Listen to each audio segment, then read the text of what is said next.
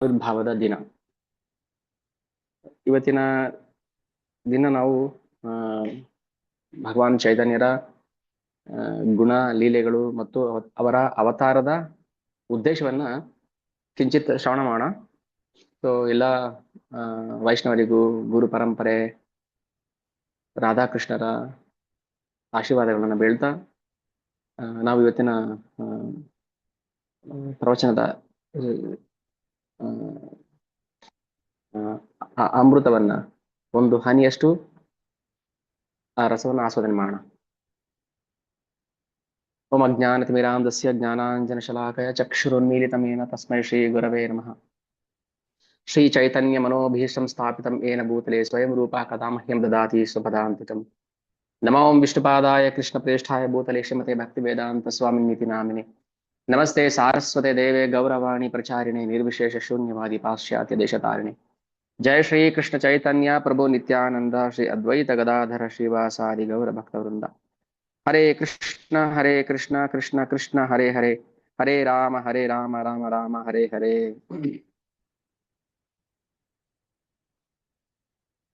ಜಯ ಜಯ ಶ್ರೀ ಚೈತನ್ಯ ಜಯ ನಿತ್ಯಾನಂದ, ಜಯ ದ್ವೈತ ಚಂದ್ರ ಜಯ ಗೌರ ಭಕ್ತವೃಂದ. ಶ್ರೀ ಚೈತನ್ಯ ಚರಿತಾಮೃತ ಅದರಲ್ಲಿ ಕೊನೆಯ ಲೀಲೆ ಅಂತ್ಯಲೀಲೆ. ಸೊ ಅಂತ್ಯಲೀಲೆ, ಮಧ್ಯಲೀಲೆ ಮತ್ತು ಅಂತ್ಯಲೀಲೆಯ ಕೆಲವು ಘಟನೆಗಳನ್ನ ನಾವಿವತ್ತು ಚುಟುಕಾಗಿ ಅಧ್ಯಯನ ಮಾಡೋಣ. ಮೊದಲು ಕವಿರಾಜ ಕೃಷ್ಣದಾಸ ಗೋಸ್ವಾಮಿಗಳು ಭಗವಾನ್ ಚೈತನ್ಯರ ಆವಿರ್ಭಾವದ ಕಾರಣಗಳನ್ನ ಹೇಳ್ತಾರೆ. ಅನರ್ಪಿತಾ ಚರಿಂ ಚಿರಾತ್ ಕರುಣಾಯ ಅವತೀರ್ಣ ಕಲೌ ಸಮರ್ಪಯಿತುಂ ಉನ್ನತೋಜ್ವಲ ರಸಾಂ ಸ್ವಭಕ್ತಿ ಶ್ರಿಯಂ ಹರಿ ಪುರಟ ಸುಂದರ ದಿದಿ ಕದಂಬ ಸಂದೀಪಿತಃ ಸದಾ ಹೃದಯ ಕಂದರೇ ಸ್ಫುರುತು ವಃ ಶಚೀನಂದನಃ. ಅನರ್ಪಿತಾ ಚರಿಂ, ಹಿಂದೆಂದೂ ಇರದ, ಹಿಂದೆಂದೂ ಕೊಡದ, ಹಿಂದೆಂದೂ ಅನುಗ್ರಹಿಸದ ಈ ಸುಂದರ ಅವತಾರವನ್ನ ಚಿರಾತ್ ಕರುಣಯ ಅವತೀರ್ಣ ಕಲೋ, ಕೃಷ್ಣ ಕಲಿಯುಗದಲ್ಲಿ ಅದನ್ನ ನಮಗೆ ಕೊಡ್ತಾ ಇದ್ದಾನೆ. ಕಲಿಯುಗ ತುಂಬಾ ತುಂಬಾ ಒಳ್ಳೆ ಯುಗ. ಅದಕ್ಕೆ ಪದಗಳು ಬರಲಿಲ್ಲ ನನಗೆ ಏನ್ ಹೇಳ್ಬೇಕು ಅಂತ. ಕಲಿಯುಗ ತುಂಬಾ ಒಳ್ಳೆ ಯುಗ ಅಷ್ಟೆ. ಯಾರಿಗೆ? ಮೂರ್ಖರಿಗೆ, ಅಜ್ಞಾನಿಗಳಿಗೆ, ಪಾಖಂಡಿಗಳಿಗೆ ಅಲ್ಲ, ಭಕ್ತರಿಗೆ.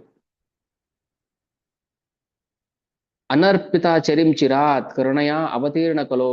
ಎಷ್ಟು ಕರುಣೆ ಇದೆ ಭಗವಂತನಿಗೆ. ಅದಕ್ಕೆ ಚೈತನ್ಯ ಮಹಾಪ್ರಭು ಮಹಾವದನೀಯ ಅವತಾರ. ಕೃಷ್ಣ ಯಾವತ್ತು ಯಾರಿಗೂ ಕೊಡ್ತಿರಂತಹ ಅನುಗ್ರಹವನ್ನ ಈ ಅವತಾರದಲ್ಲಿ ಕೊಡ್ತಾನೆ. ಅಂತಹ ಶ್ರೀ ಚೈತನ್ಯರು ನಮ್ಮೆಲ್ಲರ ಹೃದಯ ಗಹ್ವರದಲ್ಲಿ ದಿವ್ಯವಾಗಿ ಶಾಶ್ವತವಾಗಿ ನೆಲೆಸಿರಲಿ. ಶ್ರೀ ರೂಪ ಗೋಸ್ವಾಮಿಯವರು ಪ್ರಭುಪಾದ ಹೇಳ್ತಾ ಇದ್ರು, ವೈಷ್ಣವರ ಕರುಣೆ ಇಲ್ಲದೆ, ಷಡ್ ಗೋಸ್ವಾಮಿಗಳ ಕರುಣೆ ಇಲ್ಲದೆ, ಗೌರ್ನಿತಾಯ ಕರುಣೆ ಇಲ್ಲದೆ ನಾವು ರಾಧಾಕೃಷ್ಣರನ್ನ ಪಡೆಯೋದು ಸಾಧ್ಯನೇ ಇಲ್ಲ. ಎಷ್ಟು ಕರುಣಾಮಯಿ ಶ್ರೀ ಚೈತನ್ಯ ಮಹಾಪ್ರಭು ಅಂದ್ರೆ, ಶ್ರೀಲ ಪ್ರಭುಪಾದರು ಯಾವಾಗ್ಲೂ ಹೇಳ್ತಾ ಇದ್ರು ಅವರ ಪ್ರವಚನದಲ್ಲಿ, ನಾನು ಪ್ರತಿಯೊಬ್ಬರ ಮನೆಯಲ್ಲೂ ಗೌರಿತಾಯಿ ನೋಡ್ಬೇಕು ಅಂತ ಆಸೆ ಪಡ್ತೀನಿ ಅಂತ. ಆದ್ರೆ ನರಸಿಂಹದೇವರನ್ನಾಗ್ಲಿ ರಾಧಾಕೃಷ್ಣರನ್ನಾಗ್ಲಿ ನಾವು ಅಷ್ಟು ಸುಲಭವಾಗಿ ಆರಾಧನೆ ಮಾಡೋಕ್ಕಾಗೋದಿಲ್ಲ, ತುಂಬಾ ಕಟ್ನಿಟ್ಟು. ಆದ್ರೆ ಗೌರಿತಾಯಿ ಆಗಲ್ಲ. ಒಂದು ಇನ್ಸ್ಟ್ರಕ್ಷನ್ ಹೇಳ್ತೀನಿ, ಓದ್ತೀನಿ. Srila Prabhupada strongly emphasized worshipping Sri Gauritai deities as an accessible and merciful starting point for Krishna conscious devotees. Krishna ಪ್ರಜ್ಞೆಯ ಭಕ್ತರಿಗೆ, ಕೃಷ್ಣ ಪ್ರಜ್ಞೆಯನ್ನು ಪಡೆಯುವಂತ ಭಕ್ತರಿಗೆ ಶ್ರೀಲ ಪ್ರಭುಪಾದರು ಗೌರಿತಾಯರನ್ನ ಆರಾಧನೆ ಮಾಡಿ ಅಂತ ಹೇಳ್ತಾರೆ, ಇನ್ಸ್ಟ್ರಕ್ಷನ್ ಹೇಳ್ತಾರೆ. He means Srila Prabhupada. Srila Prabhupada recommended all the devotees install Gauritai deities at home or in centers, noting their liberal nature that tolerates offenses better than Radha Krishna or Jagannath deities. ಪ್ರಭುಪಾದರು emphasis ಮಾಡ್ತಾ ಇದ್ರು, ಒತ್ತು ಕೊಟ್ಟು ಹೇಳ್ತಾರೆ, ಪ್ರತಿಯೊಬ್ಬರು ಅಂದ್ರೆ for regulatory principles 16 round chanting ಮತ್ತೆ minimum standards Shrila ಪ್ರಭುಪಾದರಿಗೆ ಸರೆಂಡರ್ ಆಗಿರ್ಬೇಕು, ಪ್ರಭುಪಾದ ಆಶಯ ಆಗಿರ್ಬೇಕು. ಶ್ರೀಲಾ ಪ್ರಭುಪಾದ ಆಶಯ ಆಗಿರೋರು ಯಾರು ಬೇಕಾದ್ರೂ ಗೌರಿ ತಾಯಿ ಡಿಟಿಸ್ ನ ಮನೇಲಿ ಇನ್ಸ್ಟಾಲ್ ಮಾಡ್ಬೋದು, ಅವರ ಆರಾಧನೆ ಮಾಡ್ಬೋದು. ಆದ್ರೆ ರಾಧಾಕೃಷ್ಣ ಮತ್ತೆ ನರಸಿಂಹ ಡಿಟಿಸ್ ತುಂಬಾ ಕಟ್ಟಿಟ್ಟಾಗಿರ್ಬೇಕು. ಯಾಕಂದ್ರೆ ಮಹಾಪ್ರಭು ಅಷ್ಟು ಕರುಣಾಮಯಿ, ಪರಮ ಕರುಣ. Srila Prabhupada personally accepted such deities as gifts and installed them as seen in Melbourne in 1975. ಇದನ್ನ ಪ್ರಭುಪಾದರು ಮೆಲ್ಬೋರ್ನ್ ಆಸ್ಟ್ರೇಲಿಯಾದಲ್ಲಿ 1975 ಅಲ್ಲಿ ಹೇಳ್ತಾರೆ. ಸೊ ಗೌರ್ನಿತ ಯಾರು ಕೃಷ್ಣನ ಪಡಿಬೇಕು ಅನ್ನೋ ಆಸೆ ಇದೆ, ಅವರು ಗೌರ್ನಿತಯನ್ನ ಸರೆಂಡರ್ ಆಗ್ಬೇಕು, ಅವ್ರಿಗೆ ಶರಣಾಗ್ಬಿಡ್ಬೇಕು. ಸೊ ಅದಕ್ಕೆ ಯಾರೆಲ್ಲ ಪ್ರಭುಪಾದ ಆಶ್ರಯ ಪ್ರಭುಪಾದರ ಆಶಯವನ್ನು ಪಡ್ಕೊಂಡಿದ್ದಾರೆ ಅವರೆಲ್ಲರೂ ಗೌರ್ನಿತಾಯನ್ನ ಆರಾಧನೆ ಮಾಡ್ಬೋದು. ಬಟ್ ಆ ಭಾವದಲ್ಲಿ ಮಾಡ್ಬೇಕು. ಫಸ್ಟ್ ತಿಳ್ಕೋಬೇಕು, ಗೌರ್ನಿತ ಯಾರು? ಪ್ರೇಮ ಸಾಗರ, ಕೋಟಿ ಸಾಗರಗಳ ಆಳವನ್ನು ಮೀರಿದಂತಹ ಆಳ ಗೌರಾಂಗರ ಪ್ರೇಮ. ಕೃಷ್ಣ ಪ್ರೇಮವನ್ನ ಕೊಡಕ್ ಬಂದಿರುವಂತಹ ಅಪರೂಪದ ಅವತಾರ, ರಹಸ್ಯ ಅವತಾರ. ಹೀಗೆ ಕೃಷ್ಣ ಪ್ರೇಮವನ್ನ ಬಯಸುವ ಭಕ್ತರು ಮೊದಲು ಗುರುವಿನ ಆಶ್ರಯಕ್ಕೆ ಬರಬೇಕು, ಷಡ್ ಗೋಸ್ವಾಮಿಗಳ ಆಶ್ರಯಕ್ಕೆ ಬರಬೇಕು, ಆಮೇಲೆ ಗೌರ್ನಿತ ಆಶ್ರಯಕ್ಕೆ ಬರಬೇಕು, ಆಮೇಲೆ ಕೃಷ್ಣ ತಾನಾಗೆ ಪ್ರೇಮವನ್ನ ಕರುಣಿಸ್ತಾನೆ. ಅದಕ್ಕೆ ಹೇಳುದು ಸಮರ್ಪಯಿತುಂ ಉನ್ನತೋಜ್ವಲ ರಸಾಂ ಸ್ವಭಕ್ತಿ ಶ್ರೀಯಾಂ. ಭಕ್ತಿ ಅನ್ನೋದು ಅದು ಪ್ರೇಮದ ಸಂಕೇತ. ಭಕ್ತಿ ಅಂದ್ರೆ ಪ್ರೇಮ. ಪ್ರೇಮ ಇದ್ರೆ ಮಾತ್ರ ಭಕ್ತಿ ಮಾಡಕ್ ಸಾಧ್ಯ. ಪ್ರೇಮ ಇಲ್ಲದೆ ನಾವು ಭಕ್ತಿಯನ್ನು ಅದು ತೋರ್ಪಡಿಕೆ ಆಗುತ್ತೆ ಅಷ್ಟೇ. ಎಲ್ಲೂ ಪ್ರಭುಪಾದರು ಭಕ್ತಿಯನ್ನ ನೀವೊಂದು ಒಂದು ಕರ್ಮಕಾಂಡ ಅಂತ ಆಚರಣೆ ಮಾಡಬೇಡಿ ಅಂತ ಹೇಳಿ. ಕರ್ಮಕಾಂಡ ಅಲ್ಲ ಅದು ಭಕ್ತಿ. ಭಕ್ತಿ ಎನ್ನುವುದು ಕರ್ಮಕಾಂಡ ಅಲ್ಲ. ಅದು ತೆಂಗಿನಕಾಯಿ ಬಾಳೆಹಣ್ಣು ಎಲೆ ಅಡಿಕೆ ಕೊಟ್ಬಿಟ್ಟು ಮಾಡುವಂತ ಭಕ್ತಿ ಅಲ್ಲ, ಅದು ಭಕ್ತಿನೇ ಅಲ್ಲ ಅಂತ. ಅದಕ್ಕೆ ಮಹಾಪ್ರಭು ಯಾಕೋಸ್ಕರ ಬಂದ್ರು? ಭಕ್ತಿಯನ್ನ ತೋರ್ಸಕ್ಕೋಸ್ಕರ, ಹೇಗೆ ಭಕ್ತಿ ಮಾಡಬೇಕು ಅಂತ. ನಿಜವಾಗ್ಲೂ ನಾವು ಈ ರಸದ ಸಮುದ್ರದಲ್ಲಿ ಇಳಿದ್ರೆ ನಾವು ಮೇಲೆ ಬರಕ್ ಆಸೆ ಪಡೋದಿಲ್ಲ, ಮೇಲ್ ಬರಕ್ ಆಗೋದು ಇಲ್ಲ. ಅದಕ್ಕೆ ಕೃಷ್ಣನ ಲೀಲೆಗಳಾಗ್ಲಿ ಮಹಾಪ್ರಭು ಲೀಲೆಗಳಾಗ್ಲಿ ನಾವು ಅದರೊಳಗೆ ಇಳಿದ್ರೆ ಅದು ಮುಳುಗದಂಗೆ ಆ ರಸದಲ್ಲಿ ಮುಳುಗೋಗ್ಬಿಡ್ತಾರೆ. ಅದಕ್ಕೆ ನಾವು ಪ್ರಾರಂಭದಲ್ಲಿ ಶ್ರೀ ಚೈತನ್ಯ ಚರಿತಾಮೃತವನ್ನ ಯಾರಿಗೆ ಹೇಳಬೇಕು ಅಂತ ಯೋಚನೆ ಮಾಡ್ತಾ ಇದ್ವಿ. ಎಲ್ರಿಗೂ ಹೇಳ್ಬೋದಾ? ಏನು ಗೊತ್ತಿಲ್ದಿರೋರ್ಗು ಹೇಳ್ಬೋದಾ? ಅಥವಾ ಚೈತನ್ಯ ಮಹಾಪ್ರಭು ಬಗ್ಗೆ ಕಿಂಚಿತ್ ಗೊತ್ತಿರೋರ್ಗೆ ಹೇಳ್ಬೋದಾ? ಅಥವಾ ಇಸ್ಕಾನ್ ಬಗ್ಗೆ ಗೊತ್ತಿರೋರ್ಗೆ ಹೇಳ್ಬೋದಾ? ಪ್ರಭುಪಾದರ ಬಗ್ಗೆ ಗೊತ್ತಿರೋರ್ಗೆ ಹೇಳ್ಬೋದಾ ಅಂತ ಯೋಚನೆ, ತಲೆನೋವು. ಸೊ ಅವಾಗ ನಾವು ನಮ್ಮ ಮನ್ಸಿಗೆ ಬಂತು, ಈಗ ನಮ್ ಗುರು ಮಹಾರಾಜ್ ಅದನ್ನ ಹೇಳಿದ್ರು, ಚೈತನ್ಯ ಚರಿತಾಮೃತವನ್ನ ಪ್ರಿಫರ್ಡ್ ಡಿವೋಟೀಸ್ ಮಾತ್ರ ಕೊಡಿ, ಭಾಗವತಂ ಯಾರಿಗೆ ಬೇಕಾದ್ರೆ ನೀವು ಡಿಸ್ಟ್ರಿಬ್ಯೂಟ್ ಮಾಡಿ ಅಂತ. ಸೊ ಚೈತನ್ಯ ಚರಿತಾಮೃತದ ರಸ ನಾವು ಆಸ್ವಾದನೆ ಮಾಡಕ್ಕೆ ನಮ್ಗೆ ಒಂದು ಕಿಂಚಿತ್ ಅರ್ಹತೆ ಇರಬೇಕು. ಏನ್ ಅರ್ಹತೆ? ನಾವು ಭಗವಂತನನ್ನ ಸರ್ವೋತ್ತಮ ದೇವೋತ್ತಮ ಪರಮಪುರುಷ ಅಂತ ಅಕ್ಸೆಪ್ಟ್ ಮಾಡ್ಬೇಕು, ಕೃಷ್ಣನನ್ನ. ಈಗ ನಾವು ಯಾರನ್ನೋ ದೇವೋತ್ತಮ ಪರಮಪುರುಷ ಅಂತ ಒಪ್ಕೊಂಡು ಇಲ್ಲಿ ಚೈತನ್ಯ ಲೀಲೆ ಕೇಳಕ್ ಬಂದು ಎರಡಕ್ಕೂ ಒಂದಕ್ಕೊಂದು ಕ್ಲಾಶ್ ಆಗಿ ಒಂದು ಚೂರು ಅರ್ಥ ಆಗದೆ ಅಪರಾಧ ಮಾಡೋದು ಬೇಡ ಅಂತ. ಆದ್ರೂ ಎಲ್ಲೋ ಒಂದ್ ಕಡೆ ಮನ್ಸು ಹೇಳ್ತಾ ಇತ್ತು, ಆಯ್ತು ಎಲ್ಲರೂ ಯಾರು ಬೇಕಾದ್ರೂ ಕೇಳಲಿ, ಆದ್ರೆ ಗುರು ಸಾಧು ಶಾಸ್ತ್ರದ ಮೇಲೆ ನಂಬಿಕೆ, ಬಲವಾದ ನಂಬಿಕೆ, ದೃಢತೆ ಇದ್ರೆ ಮಾತ್ರ ನಮ್ಗೆ ಚೈತನ್ಯ ಲೀಲೆ ಅರ್ಥ ಆಗುತ್ತೆ. ಇದು ನಾನು ಪ್ರಾರಂಭದಲ್ಲಿ ಹೇಳಿದೆ, ಚೈತನ್ಯ ಚರಿತಾಮೃತ ಶುರು ಮಾಡಕ್ ಮುಂಚೆನೆ ಹೇಳಿದ್ದೆ, ಇದು ಕೇವಲ ಕಥೆ ಅಲ್ಲ. ಇದು ಕಥೆ ಅಂತ ಬಂದು ಕೇಳಿದ್ರೆ ನಮ್ಗೇನು ಅರ್ಥ ಆಗೋದಿಲ್ಲ. ಇದು ರಸಾಮೃತ, ಇದು ಭಕ್ತಿ ರಸಾಮೃತ ಸಿಂಧು ಅಂತ ಹೇಳಿದ್ರಲ್ಲ, ನೆಕ್ಟರ್ ಆಫ್ ಡಿವೋಷನ್, ಇದು ಭಕ್ತಿಯ ಅಮೃತ. ಅದಕ್ಕೆ ಈ ಭಾವದಲ್ಲಿ ನಾವು ಸಮರ್ಪಣಾ ಭಾವದಲ್ಲಿ ಶ್ರವಣ ಮಾಡಬೇಕು. ಸಮರ್ಪಯಿತುಂ ಉನ್ನತೋಜ್ವಲ ರಸಾಂ ಸ್ವಭಕ್ತಿ ಶ್ರಿಯ ಅಂಥ ಪ್ರೇಮ ಭಕ್ತಿಯನ್ನ ಕೊಡೋದಕ್ಕೋಸ್ಕರ ಈ ಕಲಿಯುಗದಲ್ಲಿ ಅವತಾರ ಮಾಡ್ತಾರೆ ಮಹಾಪ್ರಭು ಶ್ರೀ ಚೈತನ್ಯ ಮಹಾಪ್ರಭು.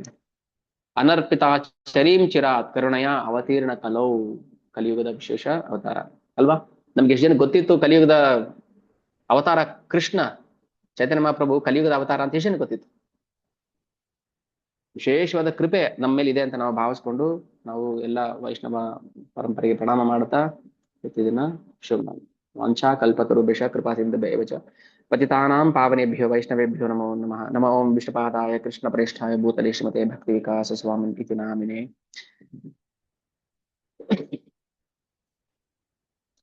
ಈಗ ನಾವು ನಿನ್ನೆ ಮಹಾಪ್ರಭುಗಳ ಅವತಾರ, ಬಾಲ್ಯದ ಕೆಲವು ಲೀಲೆಗಳು, ಅವರ ಪಾಂಡಿತ್ಯ, ಕೇಶವ ಕಾಶ್ಮೀರನ ಸೋಲಿಸಿದ್ದಂತು, ಶ್ರೀವಾಸ್ ಠಾಕೂರ್ ಅವರ ಸಹವಾಸ, ಅವರ ಪರಿಚಯ, ಅದ್ವೈತಾಚಾರ್ಯರ ಪತ್ನಿ ಸೀತಾಮಾತೆ ಅವರಿಗೆ ನಿಮಾಯ ಅಂತ ಹೆಸರು ಕೊಟ್ಟಿದ್ದು, ಅದೆಲ್ಲ ಕೆಲವು ನಾವು ಲೀಲೆಗಳನ್ನ ನೋಡಿದ್ವಿ. ಹಾವು ಶೇಷನ ಮೇಲೆ ಮಲಗಿದ್ದು, ಮಣ್ಣು ತಿಂದಿದ್ದು, ಒಬ್ಬ ಬ್ರಾಹ್ಮಣ ಬಂದು ಅವ್ರ ಮನೆಯಲ್ಲಿ ಶಾಲಿಗ್ರಾಮಕ್ಕೆ ಭೋಗ ಇಟ್ಟಿದ್ದನ್ನ ನಿಮಾಯ ತಿಂದಿದ್ದು, ಇದೆಲ್ಲ ಆಯ್ತು. ಈಗ ಅವ್ರಿಗೆ ವಿವಾಹ ಆಯ್ತು, ಗೃಹಸ್ಥಾಶ್ರಮದಿಂದ ಸನ್ಯಾಸಾಶ್ರಮಕ್ಕೆ ಬರಬೇಕು. ಈಗ 24ನೇ ವಯಸ್ಸಿಗೆ ಅವರು ಸನ್ಯಾಸಿ ದೀಕ್ಷೆಯನ್ನ ಪಡ್ಕೊಂಡ್ರು. ಸೊ ಸನ್ಯಾಸ ದೀಕ್ಷೆಯನ್ನ ಪಡೆದು ಅವರು ನೇರವಾಗಿ ಜಗನ್ನಾಥಪುರಿಗೆ ಬರ್ತಾರೆ. ಒಂದ್ಸಲ ಇವರು ದೀಕ್ಷೆ ಹೇಗಾಯ್ತು, ಈಶ್ವರಪುರಿ ಅವರಿಗೆ ಹರಿನಾಮ ದೀಕ್ಷೆಯನ್ನು ಕೊಟ್ಟರು. ಈಶ್ವರಪುರಿ ಅವರು ಅವರ ಹರಿನಾಮ ದೀಕ್ಷಾ ಗುರು. ಕೇಶವ ಭಾರತಿ ಇವರ ಸನ್ಯಾಸಿ ಗುರು. ಸೊ ಕೇಶವ ಭಾರತಿ ಒಂದ್ಸಲ ನವದ್ವೀಪಕ್ಕೆ ಬರ್ತಾರೆ. ನವದ್ವೀಪ ಬಂದಾಗ ಕೇಶವ ಭಾರತಿ ಅವರ ಪರಿಚಯ ಆಯ್ತು, ಯಾರಿಗೆ? ಮಹಾಪ್ರಭುಗೆ. ಸೊ ಅವ್ರ ಹತ್ರ ಒಂದ್ ಸಲಹೆ ಕೇಳ್ತಾರೆ, ಏನಂದ್ರೆ ನನಗೆ ಗೃಹಸ್ಥ ಜೀವನ ಸಾಕಾಗಿದೆ, ನಾನು ಸನ್ಯಾಸವನ್ನ ಸ್ವೀಕಾರ ಮಾಡ್ಬೇಕು ಅಂತ. ಸೊ ಸನ್ಯಾಸ ಸ್ವೀಕಾರಕ್ಕೆ ಒಪ್ಪಿಗೆ ಕೊಟ್ರು ಅವರ ಗುರು ಮಹಾರಾಜರು, ಕೇಶವ ಭಾರತಿ ಅವರು. ಸೊ ಸನ್ಯಾಸ ದೀಕ್ಷೆ ತಗೋಬೇಕಾದ್ರೆ ಅವ್ರು ಕೇಶ ಮುಂಡನ ಮಾಡಿಸ್ಬೇಕಿತ್ತು, ತಲೆ ಬೋಳ್ಸ್ಬೇಕಿತ್ತು. ಅವರ ಕೂದಲು ಎಷ್ಟು ಚೆನ್ನಾಗಿತ್ತು ಅಂತ ಆದ್ರೆ, ಭಗವಂತನ ಸೌಂದರ್ಯ ಅದು ಅಲೌಕಿಕ ಸೌಂದರ್ಯ ಅಲ್ವಾ, ನಮ್ಮ ಹಾಗೆ ಭೌತಿಕ ಸೌಂದರ್ಯ ಅಲ್ಲ. ಕೇಶ ಮುಂಡನ ಮಾಡುವಂತ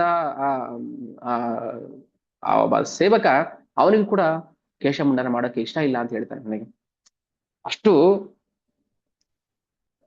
ಅಲೌಕಿಕ ಸೌಂದರ್ಯ, ತಮ್ಮ ಸೌಂದರ್ಯದಿಂದನೇ ಎಲ್ಲರ ಆಕರ್ಷಣೆಯನ್ನ ಮಾಡಿದ್ರು ಮಹಾಪ್ರಭು. ಸರಿ, ಏನಾಯ್ತು, ಅಲ್ಲಿದ್ದವ್ರಿಗೆಲ್ಲ ಮಹಾಪ್ರಭು ಅರ್ಥ ಮಾಡಿಸ್ಬೇಕಿತ್ತು. ಅಂದ್ರೆ ಏನಕ್ಕೆ ಸನ್ಯಾಸ ಜೀವನವನ್ನ ನಾನು ಪ್ರಾರಂಭಿಸ್ತಾ ಇದ್ದೀನಿ, ಗೃಹಸ್ಥ ಜೀವನದಿಂದ ಯಾಕೆ ನಾವು ಹೊರಗೆ ಬರ್ಬೇಕು? ಕಲಿಯುಗದಲ್ಲಿ ಅವರೇ ಹೇಳ್ತಾರೆ ಸನ್ಯಾಸವನ್ನ ಸ್ವೀಕಾರ ಮಾಡೋಗಿಲ್ಲ ಅಂತ. ಆದ್ರೆ ಯಾಕೆ ಸನ್ಯಾಸಿ ಸ್ವೀಕಾರ ಮಾಡಿದ್ರು ಅಂತ ಒಂದು ಚರ್ಚೆ ನಡೆಯುತ್ತೆ. ಸೊ ಸನ್ಯಾಸಿ ಆ ಕಾಲಕ್ಕೆ ವಾರಣಾಸಿಯಲ್ಲಿ, ಜಗನ್ನಾಥಪುರಿಯಲ್ಲೂ ಕೂಡ ಸಾರ್ವಭೌಮ ಭಟ್ಟಾಚಾರ್ಯ, ಪ್ರಕಾಶಾನಂದ ಸರಸ್ವತಿ ಅವರು, ಇದೆಲ್ಲ ಮಾಯಾವಾದಿ ಸನ್ಯಾಸಿಗಳಿದ್ರು. ಸೊ ಈ ಮಾಯಾವಾದಿ ಸನ್ಯಾಸಿಗಳನ್ನ ವಾದದಲ್ಲಿ ಸೋಲಿಸ್ಬೇಕು. ಮಾಯವಾದ ಅದು ಅಸತ್ ಶಾಸ್ತ್ರ, ಮಾಯವಾದವೆನ್ನುವುದು ಸತ್ ಶಾಸ್ತ್ರ ಅಲ್ಲ, ಅದು ಅಸತ್ ಶಾಸ್ತ್ರ. ಸೊ ಇವ್ರು ಏನ್ ಮಾಡ್ತಾ ಇದ್ರು, ಈ ಮಾಯವಾದ ಫಿಲಾಸಫಿಯನ್ನ ಎಲ್ಲಾ ಕಡೆ ಪ್ರಚಾರ ಮಾಡ್ತಾ ಇದ್ರು. Fake philosophy ಮಾಯವಾದ. ಸೊ ಮಹಾಪ್ರಭು ಏನ್ ಮಾಡಿದ್ರು, ಸನ್ಯಾಸಿಗಳನ್ನ ಸನ್ಯಾಸಿ ವೇಷದಲ್ಲೇ ಅವರನ್ನ ಸೋಲಿಸ್ಬೇಕು. ಸೊ ಹಾಗೆ ಆ ಉದ್ದೇಶದಿಂದ ಅವರು ಸನ್ಯಾಸವನ್ನ ಸ್ವೀಕಾರ ಮಾಡ್ತಾರೆ. ಸೊ ಅದಾದ್ಮೇಲೆ ಜಗನ್ನಾಥಪುರಿಗೆ ಬರ್ತಾರೆ. ಅಲ್ಲಿ ನಿರಂತರವಾಗಿ ಜಗನ್ನಾಥನ ಧ್ಯಾನ ಮಾಡ್ತಾ ಇರ್ತಾರೆ, ಪ್ರತಿದಿನ ಅವ್ರನ್ನ ಭೇಟಿ ಮಾಡ್ತಾ ಇರ್ತಾರೆ. ಯಾವಾಗ ಬೆಳಗ್ಗೆ ಆಗುತ್ತೋ, ಯಾವಾಗ ದರ್ಶನ ಮಾಡ್ತೀನೋ, ನಾನು ಯಾವಾಗ ಕೃಷ್ಣ ನೋಡ್ತೀನೋ, ಸೊ ದೇವಸ್ಥಾನಕ್ಕೆ ಹೋದ ತಕ್ಷಣನೇ ಮೂರ್ಛೆಯಾಗಿ ಬಿದ್ದೋಗ್ಬಿಡ್ತಾ ಇದ್ರಂತೆ. ಭಗವಂತ ನೋಡಿದ ತಕ್ಷಣ ಮೂರ್ಛೆ ಬಂದ್ಬಿಡ್ತಾ ಇತ್ತು ಅವ್ರಿಗೆ. ಅಂದ್ರೆ ಆ ಭಾವ ಎಂತದ್ದು ಗೊತ್ತಾ? ನನ್ನ ಪ್ರಿಯತಮ ಕೃಷ್ಣ, ಚೈತನ್ಯ ಮಹಾಪ್ರಭು ರಾಧಾರಾಣಿ ಭಾವದಲ್ಲಿ ಇದಾರಲ್ಲ, ವಿರಹ ಭಾವದಲ್ಲಿ ಇದ್ದಾರೆ. ನನ್ನ ಕೃಷ್ಣನನ್ನ ಯಾವಾಗ ನೋಡ್ತೀನಿ ನಾನು ಅಂತ ನೋಡಿದ ತಕ್ಷಣ ಅವರು ಮೂರ್ಛಿತರಾಗ್ಬಿಡ್ತಾ ಇದ್ರು. ಆಮೇಲೆ ಆ ದೇವಸ್ಥಾನದಲ್ಲಿ ಇದಂತಹ ಕೆಲವು ಭಕ್ತರು ಅವ್ರನ್ನ ಕರ್ಕೊಂಡು ಬಂದು ಒಂದ್ಸಲ ಸಾರ್ವಭೌಮ ಭಟ್ಟಾಚಾರ್ಯ ಅವ್ರ ಮನೆಯಲ್ಲಿ ಅವರ ಆರೈಕೆ ನಡೆಯುತ್ತೆ. ಸೊ ಸಾರ್ವಭೌಮ ಭಟ್ಟಾಚಾರ್ಯ ಅವರೊಬ್ರು ಗೃಹಸ್ಥರು, ಬಟ್ ಅವರು ನಿರಂತರವಾಗಿ ಮಾಯವಾದ ಫಿಲಾಸಫಿಯನ್ನ ಪಾಠ ಮಾಡ್ತಿರ್ತಾರೆ. ವೇದಾಂತ ತತ್ವಶಾಸ್ತ್ರದಲ್ಲಿ ಪ್ರಕಾರ ಪಾಂಡಿತರು ಅವರು, ಸಾರ್ವಭೌಮ ಭಟ್ಟಾಚಾರ್ಯ. ಚೈತನ್ಯ ಮಹಾಪ್ರಭು ಸಾಕ್ಷಾತ್ ಭಗವಂತ ಅಂತ ಗೊತ್ತಿಲ್ಲದೆ, ಅವರ ಅಲೌಕಿಕ ಸ್ಥಾನವನ್ನ ಗೊತ್ತಿಲ್ಲದೆ, ಸಾರ್ವಭೌಮ ಭಟ್ಟಾಚಾರ್ಯ ಏನ್ ಮಾಡ್ತಾರೆ, ತಮ್ಮ ವೇದಾಂತವನ್ನ ಅವ್ರಿಗೂ ಹೇಳಬೇಕು ಅಂತ. ಅಂದ್ರೆ ಮಾಯವಾದ ಸಿದ್ಧಾಂತವನ್ನ, ವೇದಾಂತ ಗೊತ್ತಿದೆ ಅವರಿಗೆ, ಬಟ್ ಅದು ಕೃಷ್ಣ ಭಕ್ತರ ಅಲ್ಲದಿದ್ರೆ, ಕೃಷ್ಣನ ಅಲೌಕಿಕ ಸ್ಥಾನವನ್ನ ಗೊತ್ತು ಮಾಡ್ಕೊಳ್ಳದೆ ಇದ್ರೆ, ಆ ವೇದಾಂತ ಅದು ಗೊಡ್ಡು ವೇದಾಂತ ಆಗುತ್ತೆ, ಒಣ ವೇದಾಂತ ಆಗುತ್ತೆ, ಶುಷ್ಕ ವೇದಾಂತ ಆಗುತ್ತೆ. ಅದರಿಂದ ಏನು ಪ್ರಯೋಜನ ಇಲ್ಲ. ಹಾಗೆ ಸಾರ್ವಭೌಮ ಭಟ್ಟಾಚಾರ್ಯ ಏನ್ ಮಾಡ್ತಾರೆ, ಚೈತನ್ಯ ಮಹಾಪ್ರಭುಗಳಿಗೆ 1 ವಾರಗಳ ಕಾಲ ಸತತವಾಗಿ ಅವರ ವಾದವನ್ನ ಮಂಡಿಸ್ತಾರೆ. ಮಹಾಪ್ರಭು ಅಲ್ಲಿ ತನಕ ಏನು ಮಾತಾಡ್ತಿರ್ಲಿಲ್ಲ, ಕೇಳಿಸ್ಕೊಳ್ತಾ ಇದ್ರು. ಸಾರ್ವಭೌಮ ಭಟ್ಟಾಚಾರ್ಯ ಹೇಳ್ತಾರೆ ಅದೆಲ್ಲ ಕೇಳಿಸ್ಕೊತಾ ಇದ್ರು. ಒಂದು ವಾರ ಆದ್ರೂ ಏನು ಅರ್ಥ ಆಗದೆ ಇರೋ ತರ ಕೂತಿದ್ರು. ಆಗ ಭಟ್ಟಾಚಾರ್ಯ ಹೇಳ್ತಾರೆ, ನಾನು ಹೇಳ್ತಾ ಇರೋದು ಏನು ಅರ್ಥ ಆಗ್ತಾ ಇಲ್ವಾ ನಿಮ್ಗೆ? ಯಾಕೆ ಬೇರೆ ಪ್ರಶ್ನೆನೇ ಕೇಳ್ತಾ ಇಲ್ವಲ್ಲ ನೀವು ಅಂತ ಕೇಳ್ತಾರೆ. ಅವಾಗ ಮಹಾಪ್ರಭು, ಇಲ್ಲ ನನಗೆ ವೇದಾಂತ ಅರ್ಥ ಆಗುತ್ತೆ, ಯಾಕಂದ್ರೆ ಇವರು ಬಾಲ್ಯದಲ್ಲೇ ವೇದಾಂತವನ್ನ ಚೆನ್ನಾಗಿ ಅರ್ಥ ಮಾಡ್ಕೊಂಡಿದ್ದವ್ರು ಮಹಾಪ್ರಭು. ನನಗೇನೋ ವೇದಾಂತ ಅರ್ಥ ಆಗುತ್ತೆ, ಬಟ್ ನೀವು ಹೇಳ್ತಾ ಇರೋದು ನನಗೆ ಅರ್ಥ ಆಗ್ತಾ ಇಲ್ಲ. ಯಾಕೆ? ಸಾರ್ವಭೌಮ ಭಟ್ಟಾಚಾರ್ಯ ಪ್ರಕಾರ ಪಾಂಡಿತ್ರವರು ಎಲ್ಲ ವೇದಾಂತಗಳನ್ನ ಸಾರವನ್ನ ಅರಿದು ಕೊಡ್ತಿದ್ದವರು, ನಾನು ಹೇಳ್ತಾ ಇರೋದೇ ಅರ್ಥ ಆಗ್ತಾ ಇಲ್ವಲ್ಲ ಅಂತೇಳಿ ಅವ್ರಿಗೆ ಆಘಾತ ಆಯ್ತು, ಶಾಕ್ ಆಯ್ತು. ಅದಕ್ಕೆ ಮಹಾಪ್ರಭು ಹೇಳ್ತಾರೆ, ಇಡೀ ವೇದಾಂತ ಅನ್ನೋದು ಅದು ಭಗವಂತನ ಕಡೆನೆ ಬೆರಳು ಮಾಡಿ ತೋರಿಸುತ್ತೆ. ಆದ್ರೆ ನೀವು ಹೇಳ್ತಾರೋ ವೇದಾಂತ ಭಗವಂತನಿಗೆ ಬೆನ್ನು ಮಾಡಿ ತೋರಿಸ್ತಾ ಇದೆ. ಸೊ ಆ ಅರ್ಥಕ್ಕೆ ವಿವರಣೆ ಕೊಡೋ ಅವಶ್ಯಕತೆನೇ ಇಲ್ಲ, ಅದು ಅನರ್ಥ, ಅದು ಅಪಾರ್ಥ, ವ್ಯರ್ಥ. ಹೀಗೆ ಸಾರ್ವಭೌಮ ಭಟ್ಟಾಚಾರ್ಯ ಅವ್ರನ್ನ ನಿಜ ಸಂಗತಿಗಳಿಂದ ಅವರ ಜ್ಞಾನೋದಯ ಮಾಡ್ತಾರೆ. ಯಾವುದು ನಾಮ ಗುಣ ರೂಪಗಳಿಲ್ಲದ, ಭಗವಂತನಿಗೆಲ್ಲಾನು ಇದೆ ಅಲ್ವಾ, ನಾಮ ಗುಣ ರೂಪ, ಅಂದ್ರೆ ಅವನು ಅಲೌಕಿಕ ನಾಮ, ಅಲೌಕಿಕ ಗುಣ, ಅಲೌಕಿಕ ರೂಪ, ಅದನ್ನ ಮುಚ್ಚಿಟ್ಟು ನಾವು ಅವನನ್ನ ಏನೇ ಹೊಗಳಿದ್ರು ಏನೇ ಮಾಡಿದ್ರು ಅದು ಗೊಡ್ಡು. ಅದಕ್ಕೆ ಮಾಯಾವಾದಿ ಫಿಲಾಸಫಿ ಗೊಡ್ಡು ಫಿಲಾಸಫಿ ಅಂತ ಹೇಳ್ತಾರೆ. ಯಾರು ಹೇಳ್ತಾರೆ? ಶಿವ ಹೇಳ್ತಾರೆ ಪಾರ್ವತಿಗೆ, ಮಾಯಾವಾದಂ ಅಸತ್ ಶಾಸ್ತ್ರಂ ಪ್ರಚ್ಛನ್ನಂ ಬೌದ್ಧ ಮುಚ್ಚತೆ.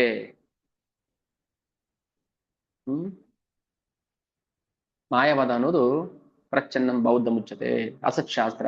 ಸೊ ಈ ಶಾಸ್ತ್ರದಿಂದ ಏನು ಪ್ರಯೋಜನ? ಅದರಿಂದ ಈ ಶಾಸ್ತ್ರವನ್ನ ನಾನು ಮಾಯಾವಾದ ಶಾಸ್ತ್ರವನ್ನ ಪ್ರಚಾರ ಮಾಡೋಕ್ಕೋಸ್ಕರ ಶಂಕರಾಚಾರ್ಯ ಆಗಿ ಬಂದಿದ್ದು ಶಿವ.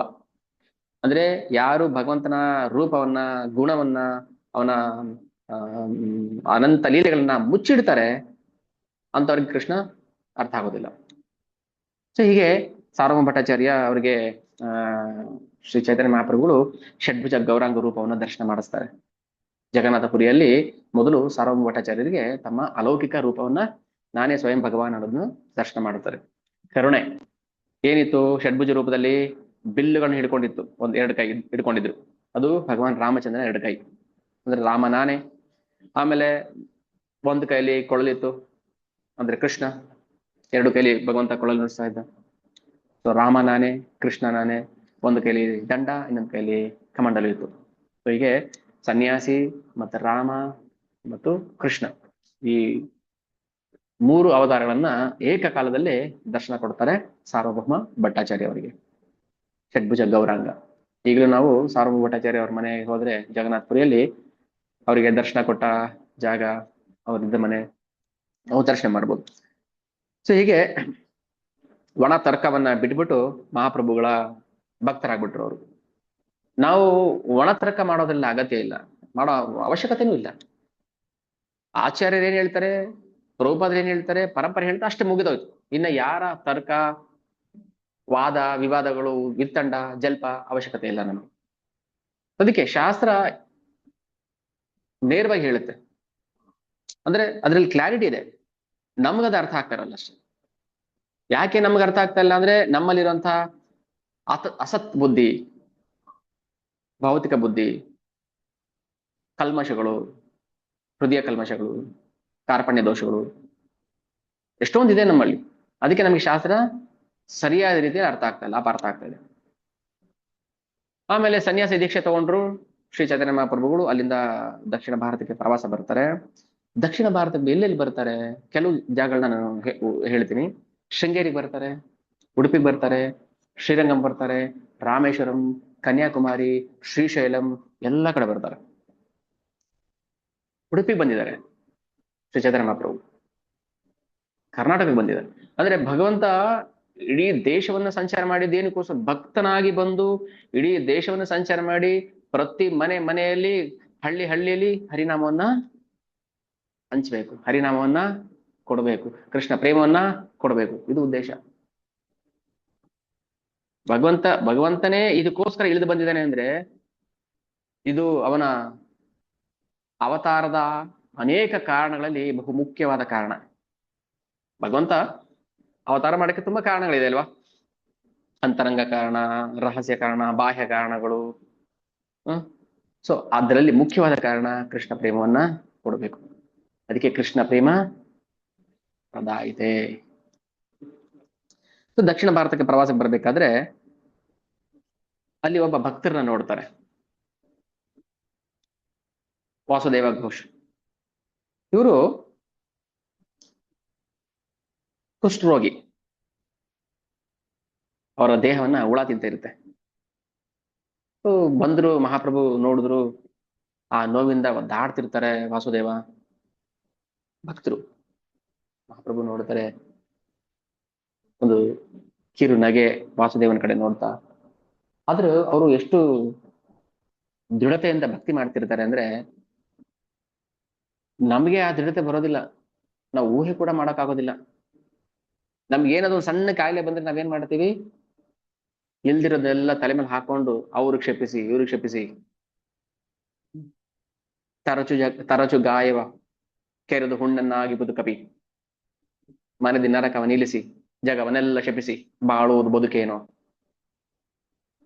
ಬದುಕು ಮಾಡೋಕ್ಕೂ ನಮ್ಗೆ ನಮ್ಗೆ ಜ್ಞಾನ ಇಲ್ಲ. ಕಷ್ಟಗಳು ಬರೋದು ನಮ್ಮ ಪೂರ್ವ ಜನ್ಮದ ಕರ್ಮಗಳಿಂದ. ಅದು ಭಕ್ತ ಆಗಿರ್ಲಿ ಅಭಕ್ತ ಆಗಿರ್ಲಿ ಯಾರೇ ಆಗಿರ್ಲಿ, ಯಾರನ್ನೂ ಬಿಡೋದಿಲ್ಲ ಕರ್ಮ, ಪೂರ್ವ ಕರ್ಮಗಳು. ನಾವ್ ಎಷ್ಟೆಷ್ಟು ಕೆಟ್ಟ ಕರ್ಮಗಳನ್ನ ಮಾಡಿರ್ತೀವಿ, ಆದ್ರೆ ಭಗವಂತನ ಅನುಗ್ರಹ ಕೃಪೆ ಎಷ್ಟಿದೆ ಅಂದ್ರೆ ಅವನು ಎಂತ ಪರಮ ಪಾಪಿ ಆಗಿದ್ರು ಕೂಡ ಭಗವಂತನ ಅನನ್ಯ ಶರಣಾಗತಿ, ಅನನ್ಯ ಭಕ್ತಿ ಎಲ್ಲವನ್ನ ಸುಟ್ಟು ನಾಶ ಮಾಡಿಬಿಡುತ್ತೆ. ಯಾಕಂದ್ರೆ ನಮ್ಗೆ ಆ ದುರ್ಗತಿ ಬಂದಿಲ್ಲ ಅಲ್ವಾ, ಭಗವಂತ ಕೊಡ್ಲಿಲ್ಲ ನಮ್ಗೆ. ಅದಕ್ಕೆ ನಮ್ಗೆ ಅವನ್ಗೆ ಅರ್ಥ ಆಗ್ತಾ ಇಲ್ಲ. ಈ ವಾಸುದೇವ ಏನ್ ಮಾಡ್ತಿದ್ರು, ಮೈಯೆಲ್ಲ ಕೆರೆತ, ಮೈಯೆಲ್ಲ ಹುಳ ತಿಂತಾ ಇದೆ, ಸಾಯಕ್ ಮನಸ್ಸು ಬರೋದಿಲ್ಲ ನೋಡಿ. ಆ ಸಮಯದಲ್ಲಿ ಸಾಯ್ಬೇಕಾದ್ರೆ ಸಾಯಕ್ ಆಗೋದಿಲ್ಲ, ಯಾಕಂದ್ರೆ ಆ ಕರ್ಮವನ್ನ ಅನುಸರಿಸಿ ಅನುಭವಿಸಿ ಹೋಗ್ಬೇಕು. ಸರ್ ಅವರು ಮಹಾಪ್ರಭು ಬಂದು ಅವ್ರನ್ನ ತಬ್ಬಿಕೊಂಡು ಆ ರೋಗವನ್ನ ಗುಣಪಡಿಸ್ತಾರೆ. ಇವನ್ ಸನಾತನ ಗೋಸ್ವಾಮಿ ಅವರು ಅಷ್ಟೇನೆ. ಸನಾತನ ಗೋಸ್ವಾಮಿ ಅವರು ಅವರ ಚರ್ಮದಿಂದ ದುರ್ನಾತ, ದೇಹದಿಂದ ದುರ್ನಾತ ಬರ್ತಾ ಇತ್ತು, ಚರ್ಮ ಕಾಯಿಲೆ. ಇದೆಲ್ಲ ಭಗವಂತ ತನ್ನ ಭಕ್ತರ ಮೂಲಕ ಮಾಡಿಸುವಂತ ಲೀಲೆಗಳು. ಯಾಕಂದ್ರೆ ಇವರೆಲ್ಲ ಕೃಷ್ಣನ ಅಂತರಂಗ ಭಕ್ತರು, ಪ್ರೇಮಿ ಭಕ್ತರು, ಪಾರ್ಷದರು, ನೇರವಾಗಿ ಭಗವಂತನ ಸಾಂಗತ್ಯವನ್ನ ಪಡೆದಂತಹ ಶುದ್ಧ ಭಕ್ತರು. ರೂಪ ಗೋಸ್ವಾಮಿ, ಸನಾತನ ಗೋಸ್ವಾಮಿ, ಷಡ್ ಗೋಸ್ವಾಮಿಗಳು.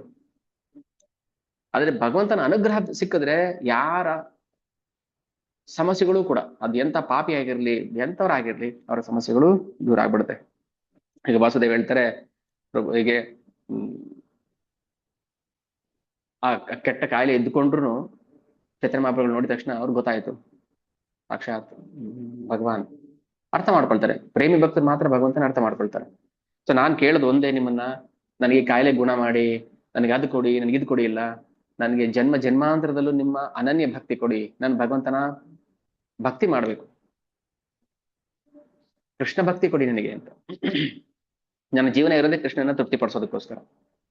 ಆದ್ರೆ ಆ ಕೃಷ್ಣನ ತೃಪ್ತಿಪಡಿಸ್ಬೇಕಾದ್ರೆ ನಾವು ಮಹಾಪ್ರಭುಗೆ ಶರಣಾಗತರಾಗಬೇಕು.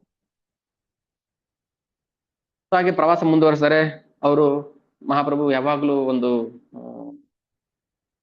ಹಾಡು ಕೀರ್ತನೆ ಮಾಡ್ತಾ ಹೋಗ್ತಾ ಇರ್ತಾರೆ, ಕೃಷ್ಣ ಬಗ್ಗೆ ಹಾಡ್ತಾ ಗುಣಗಾನ ಮಾಡ್ತಾ.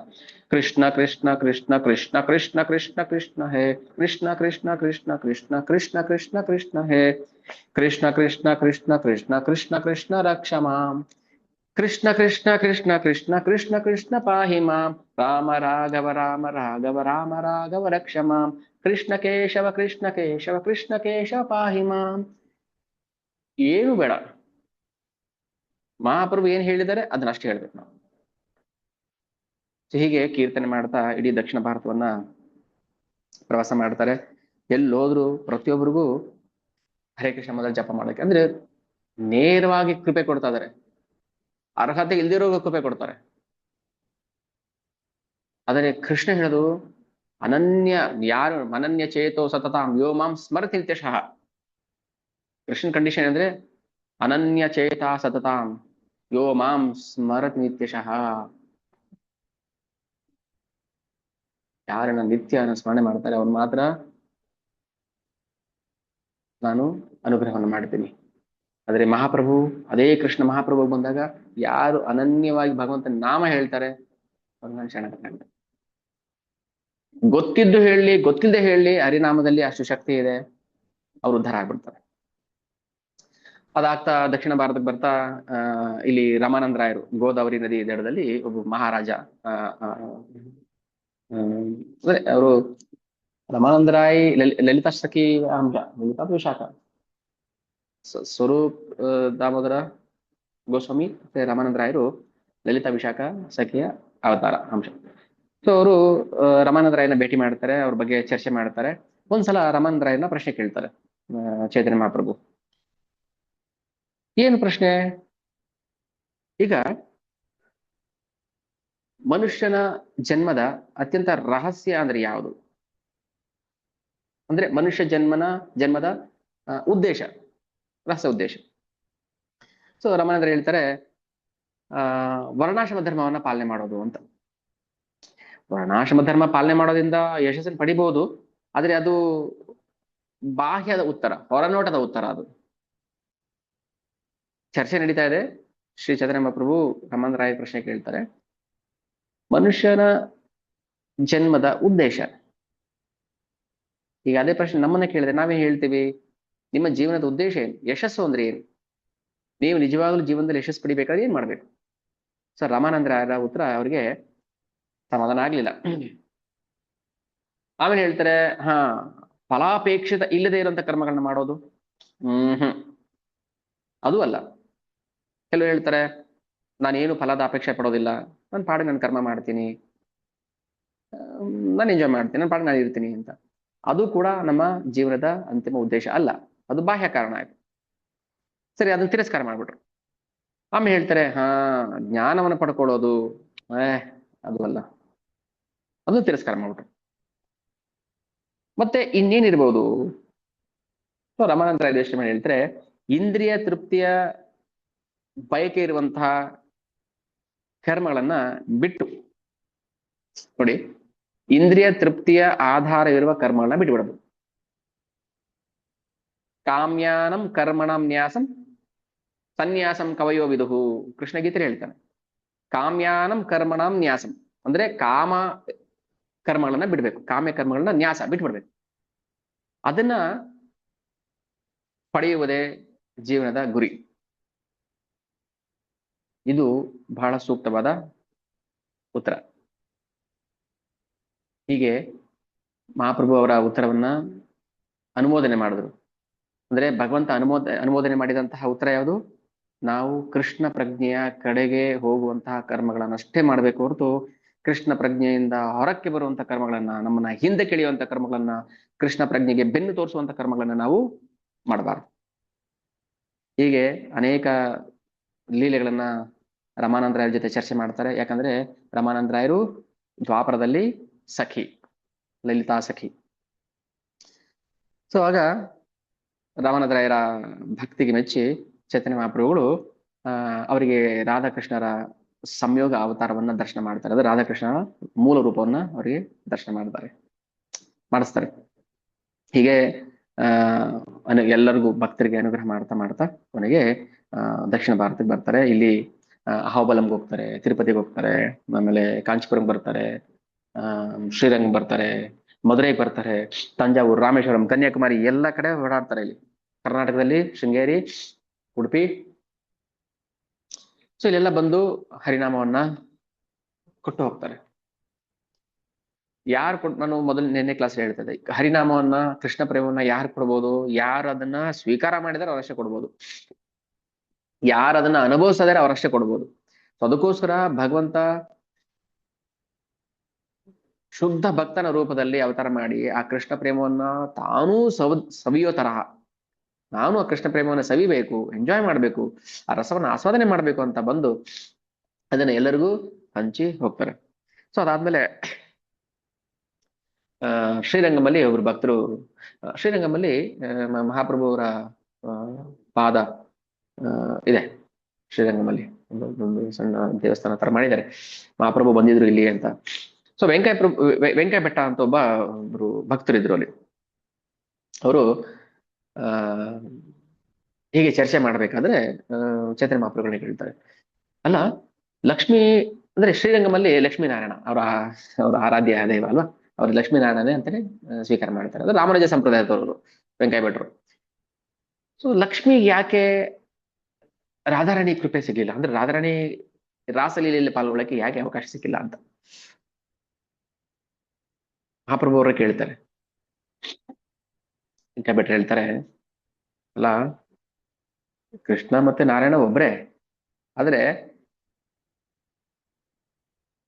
ಕೃಷ್ಣನ ಜೊತೆ ರಾಸಲೀಲೆ ಮಾಡೋಷ್ಟು ಪುಣ್ಯ ಲಕ್ಷ್ಮಿ ಏನು ಮಾಡಿರ್ಲಿಲ್ಲ ಅಂತ. ಅಂದ್ರೆ ಏನ್ ಪುಣ್ಯ ಮಾಡಿರ್ಬೋದು ಪುಣ್ಯ ಅಂದ್ರೆ ಏನು ಅರ್ಥ ಹಾಗಾದ್ರೆ? ಲಕ್ಷ್ಮಿ ಪ್ರತಿ ಕ್ಷಣ ಭಗವಂತನ ಪಾದ ಸೇವೆ ಮಾಡ್ತಿರ್ತಾಳೆ ಅಲ್ವಾ? ಮತ್ತೆ ಹಾಗಾದ್ರೆ ಅವ್ರು ಇನ್ನೀ ಯಾವ ತರ ಸೇವೆ ಮಾಡಿರ್ಬೋದು ಗೋಪಿಯರು? ಅಥವಾ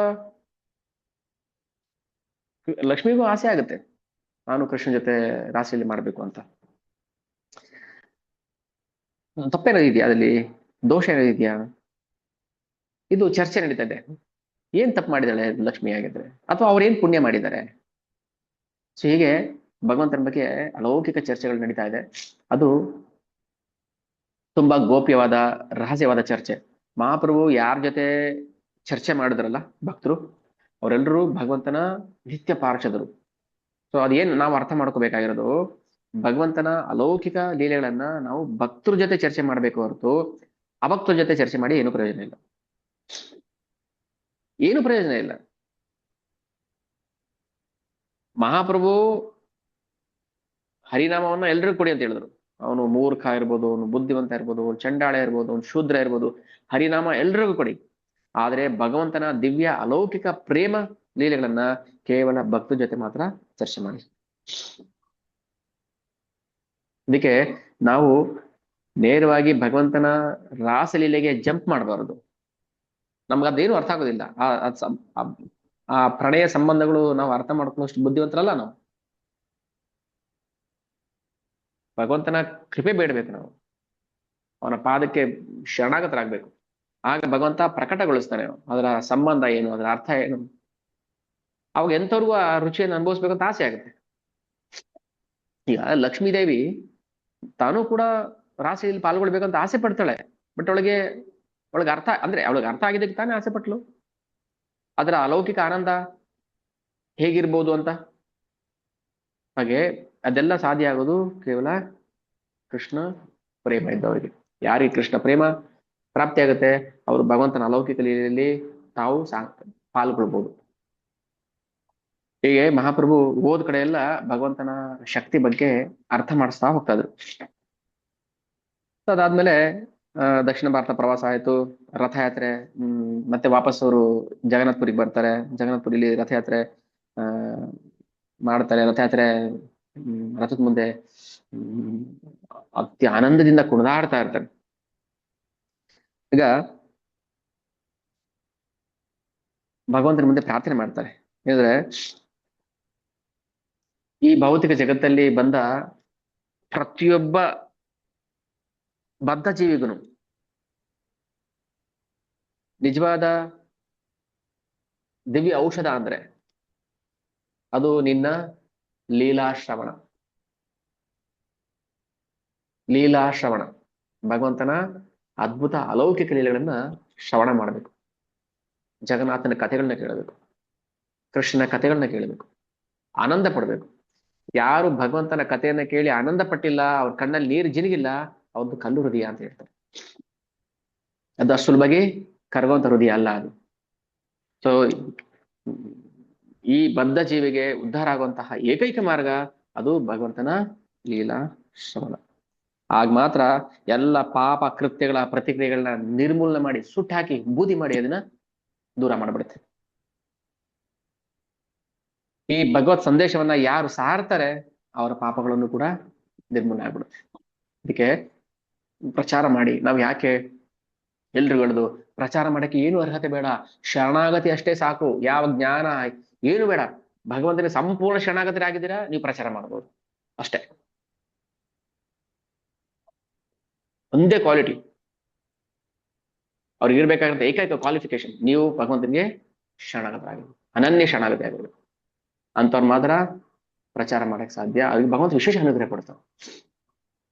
ಸೊ ಪ್ರಚಾರ ಮಾಡ್ಬೇಕು, ಪ್ರತಿಯೊಬ್ಬರ ಮನೆಯಲ್ಲಿ ಸತ್ಸಂಗ ನಡಿಬೇಕು, ಪ್ರತಿಯೊಬ್ಬರು ಊರಲ್ಲಿ ಸತ್ಸಂಗ ನಡಿಬೇಕು, ಕೃಷ್ಣ ಕಥೆಗಳಲ್ಲಿ ಶ್ರವಣ ಮಾಡಿಸ್ಬೇಕು, ಹರಿನಾಮ ಜಪ ಮಾಡಿಸ್ಬೇಕು, ಸಂಕೀರ್ತನ ಆಂದೋಲನ ನಡೆಸ್ಬೇಕು. ಇದು ಕಲಿಯುಗದ ಧರ್ಮ. ಸೊ ಅದಾದ್ಮೇಲೆ ಜಗನ್ನಾಥ್ಪುರಿಲಿ ಎಷ್ಟೊಂದು ಲೀಲೆಗಳು ಮಾಡ್ತಾರೆ. ಕೆಲವು ಲೀಲೆಗಳನ್ನ ಅದನ್ನ ಹೇಳ್ತೀನಿ ಚುಟುಕಾಗಿ. ಆ ಗದಾಧರ್ ಪಂಡಿತ್ ಅವರ ಆಪ್ತ ಗೆಳೆಯನಾಗಿದ್ರು ಮಹಾಪ್ರಭುಗೆ. ಗದಾಧರ್ ಪಂಡಿತ್ ಯಾವಾಗಲೂ ಇವರಿಗೆ ಆ ಭಾಗವತ ಕಥೆ ಹೇಳ್ತಾ ಇದ್ರು. ಭಾಗವತ ಪುರಾಣದ ಕಥೆಗಳು ಹೇಳ್ತಾ ಇದ್ರು. ಅಲ್ಲಿ ಕೃಷ್ಣ ಲೀಲೆಗಳು ಬರ್ತಾ ಇತ್ತು. ಕೃಷ್ಣ ಲೀಲೆಗಳನ್ನ ಸೊಗಸಾಗಿ ಅವರಿಗೆ ಮನ ಮುಟ್ಟೋ ತರ ಅದನ್ನ ಹೇಳ್ತಾ ಇದ್ರು. ಭಗವಂತನ ಕಥೆಗಳನ್ನ ಹೇಳ್ತಾ ಇದ್ರು ಗದಾಧರ್ ಪಂಡಿತ್. ಸೊ ಅಷ್ಟು ಅನನ್ಯ ಪ್ರೇಮಿ ಭಕ್ತ. ಆಗ ಅವ್ರಿಗೆ ಆನಂದ ಆಗ್ತಾ ಇತ್ತು. ಕೆಲವು ಸಮಯ ಅವರಿಗೆ ನಿದ್ದೆ ಬರ್ತಾ ಇರಲಿಲ್ಲ. ಸ್ವರೂಪ್ ದಾಮೋದರ್ ಇರ್ತಾ ಇದ್ರು ಅವ್ರ ಜೊತೆಯಲ್ಲಿ. ವಿಲಾಪದಲ್ಲಿ ಸ್ವರೂಪ್ ದಾಮೋದರ್ನ ತಬ್ಬಿಕೊಂಡು ಅಳ್ತಾ ಇದ್ರು, ನನ್ನ ಕೃಷ್ಣ ನೀನು, ನನ್ನ ಕೃಷ್ಣ ನೀನು ಅಂತ. ಇದು ಅಸಂಗತವಾಗಿ ನೋಡೋರಿಗೆ ಅದು ವಿಚಿತ್ರವಾಗಿ ಕಾಣ್ತಾ ಇತ್ತು. ಆದ್ರೆ ಯಾರು ಕೆಲವ್ರಿಗೆ ಮಾತ್ರ ಪ್ರೇಮಿ ಭಕ್ತನ ಹೃದಯ ಅರ್ಥ ಆಗುತ್ತೆ. ಎಲ್ರಿಗೂ ಎಲ್ಲ ವಿಚಾರ ಅರ್ಥ ಆಗೋದಿಲ್ಲ. ನೋಡಿದ ಮಾತ್ರಕ್ಕೆ ಇದು ಹೀಗೆ ಅಂತ ಹೇಳಕ್ಕಾಗಲ್ಲ. ಯಾವುದೋ ಒಂದು ಹಣ್ಣು ತಗೊಂಡು ನೀವು ನೋಡಿದ ಮಾತ್ರಕ್ಕೆ ಇದು ಸಿಹಿ ಆಗಿದೆ, ಇದು ಹುಳಿ ಆಗಿದೆ ಹೇಳಕ್ ಬರೋದಿಲ್ಲ ಅಲ್ಲ. ಅದು ಅನುಭವಿಸ್ಬೇಕು. ಆ ರುಚಿಯನ್ನು ಅನುಭವಿಸಿದ್ರೆ ಮಾತ್ರ ಇದು ಸಿಹಿ ಅಥವಾ ಹುಳಿ ಅಂತ ಹೇಳ್ಬೇಕು ಸಾಧ್ಯ. ಒಂದು ಹಣ್ಣನ್ನ ನಾವು ಸಿಹಿಯಾಗಿದೆಯೋ ಇಲ್ವೋ ಅಂತ ಬರೀ ಕಣ್ಣು ದೃಷ್ಟಿಯಿಂದ ನೋಡಕ್ ಆಗೋದಿಲ್ವೋ ಹೇಳಿ, ನೋಡಿ ಹೇಳಕ್ ಆಗೋದಿಲ್ವೋ? ಹಾಗೆ ಒಬ್ಬ ಪ್ರೇಮಿ ಭಕ್ತನ ಹೃದಯವನ್ನ ನೋಡಿ ಅಳತೆ ಮಾಡಕ್ ಬರೋದಿಲ್ಲ. ಸೊ ಆಗ ವಿಲಾಪ ಮಾಡ್ತಾ ಇದ್ರು, ಕೃಷ್ಣ ಇಲ್ಲ, ಕೃಷ್ಣ ಇಲ್ಲ, ಯಾವಾಗ ಬರ್ತಾನೆ, ಯಾವಾಗ ನೋಡೋದು ಅಂತ. ಆಗ ಅವರು ಮತ್ತೆ ಭಗವಂತನ ಕಥೆಗಳನ್ನ ಹೇಳಿ ಅವ್ರಿಗೆ ಸಾಂತ್ವನ ಮಾಡಿ ಮಲಗಿಸ್ತಾ ಇದ್ರು. ಇದು ಹಚ್ಚಿಲ್ವಾ ಮಾಡಿ.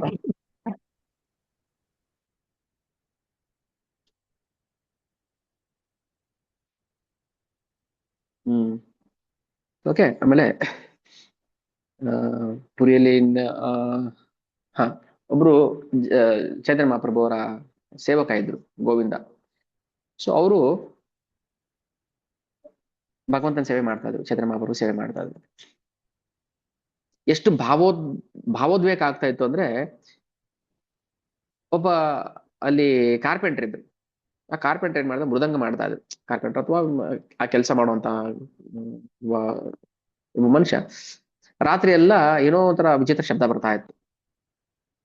ಮಹಾಪ್ರಭು ಅದೇ ತೊಳಲಾಟದಲ್ಲಿ ವಿರಹದಲ್ಲೇ ಇರ್ತಾ ಇದ್ರು. ಆ ಶಬ್ದ ಕೇಳಿದ ತಕ್ಷಣ ಏನೋ ಒಂಥರ ಅವ್ರಿಗೆ ಆ ಶಬ್ದದಲ್ಲೇ ಅಲೌಕಿಕ ರಸ ಕಾಣಿಸ್ತಾ ಇತ್ತು. ಸರಿ, ಗೋವಿಂದನಿಗೆ ಹೇಳ್ತಾರೆ, ಅಲ್ಲಿ ಏನ್ ಶಬ್ದ ಆಗ್ತಾ ಇದೆ ಹುಡುಕುವ ಅಂತ.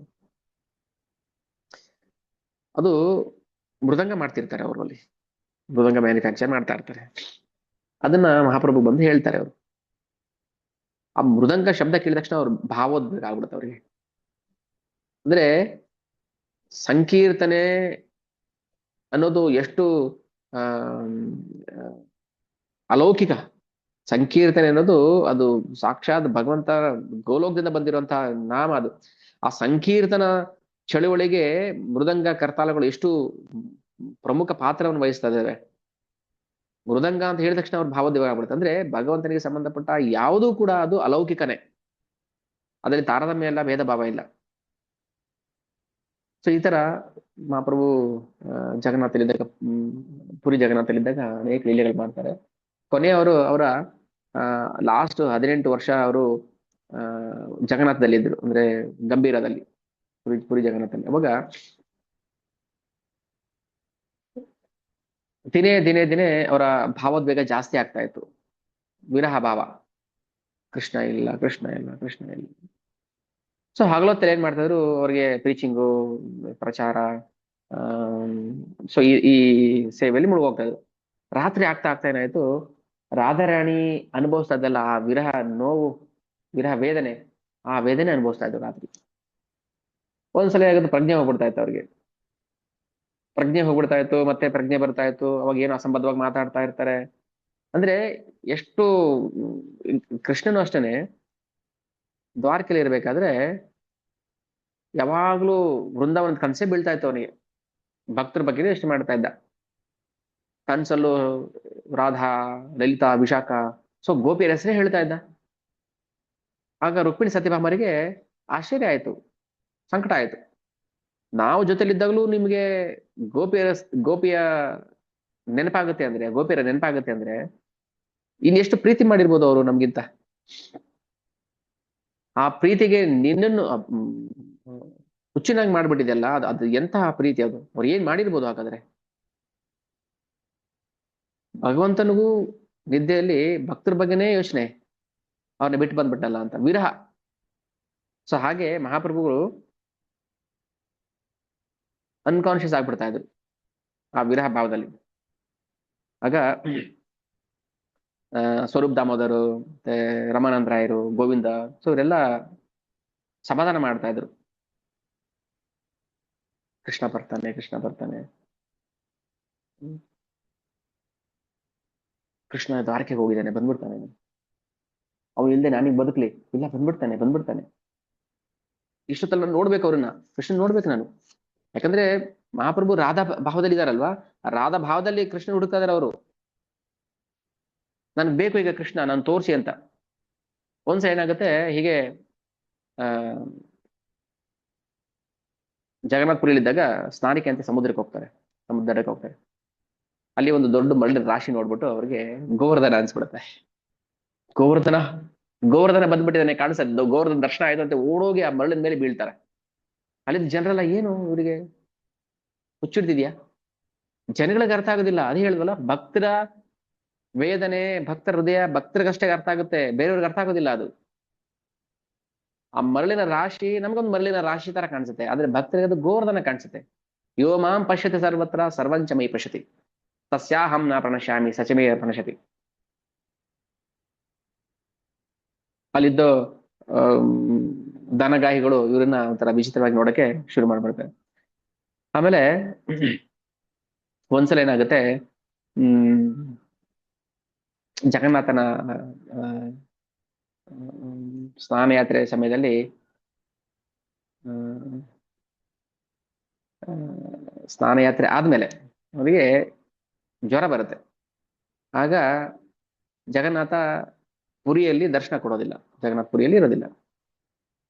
ಸೊ ಅವಾಗ ಚಂದ್ರ ಮಹಾಪ್ರಭುಗಳು ದರ್ಶನ ಇಲ್ವಲ್ಲ ಅಂತ ಹೇಳಿ ಆ ಸಂಕಟ ವಿರಹದಲ್ಲಿ ಏನ್ ಮಾಡ್ತಾರೆ, ಓಡ್ತಾರೆ. ಮೈ ಬಿಸಿ, ಅದಕ್ಕೆ ಮಹಾಭಾವ, ಎಷ್ಟು ಮೈ ಬಿಸಿ ಆಗ್ಬಿಡುತ್ತೆ ವಿರಹದಲ್ಲಿ ಅಂದ್ರೆ ಅದನ್ನ ಉಪಶಮನ ಮಾಡಕ್ ಆಗೋದಿಲ್ಲ.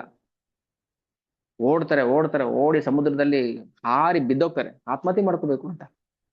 ಕೃಷ್ಣ ಇಲ್ದೆ ಹೇಗೆ ಜೀವನ ಮಾಡ್ಲಿ ನಾನು, ಹೇಗಿರ್ಲಿ ನಾನು, ಕೃಷ್ಣ ಇಲ್ದೆ ಹೇಗೆ ಉಸಿರಾಡ್ಲಿ ನಾನು ಅಂತ. ಇದು ಪ್ರೇಮ, ಇದು ಉತ್ಕೃಷ್ಟವಾದ ಪ್ರೇಮ, ಹೈಯೆಸ್ಟ್ ಪ್ರೇಮ ಇದು. ಎಷ್ಟು ಪ್ರೀತಿ ಮಾಡ್ತಾ ಇದ್ರು ಕೃಷ್ಣನನ್ನ, ಹೇಗೆ ಪ್ರೀತಿ ಮಾಡ್ಬೇಕು ಅಂತ.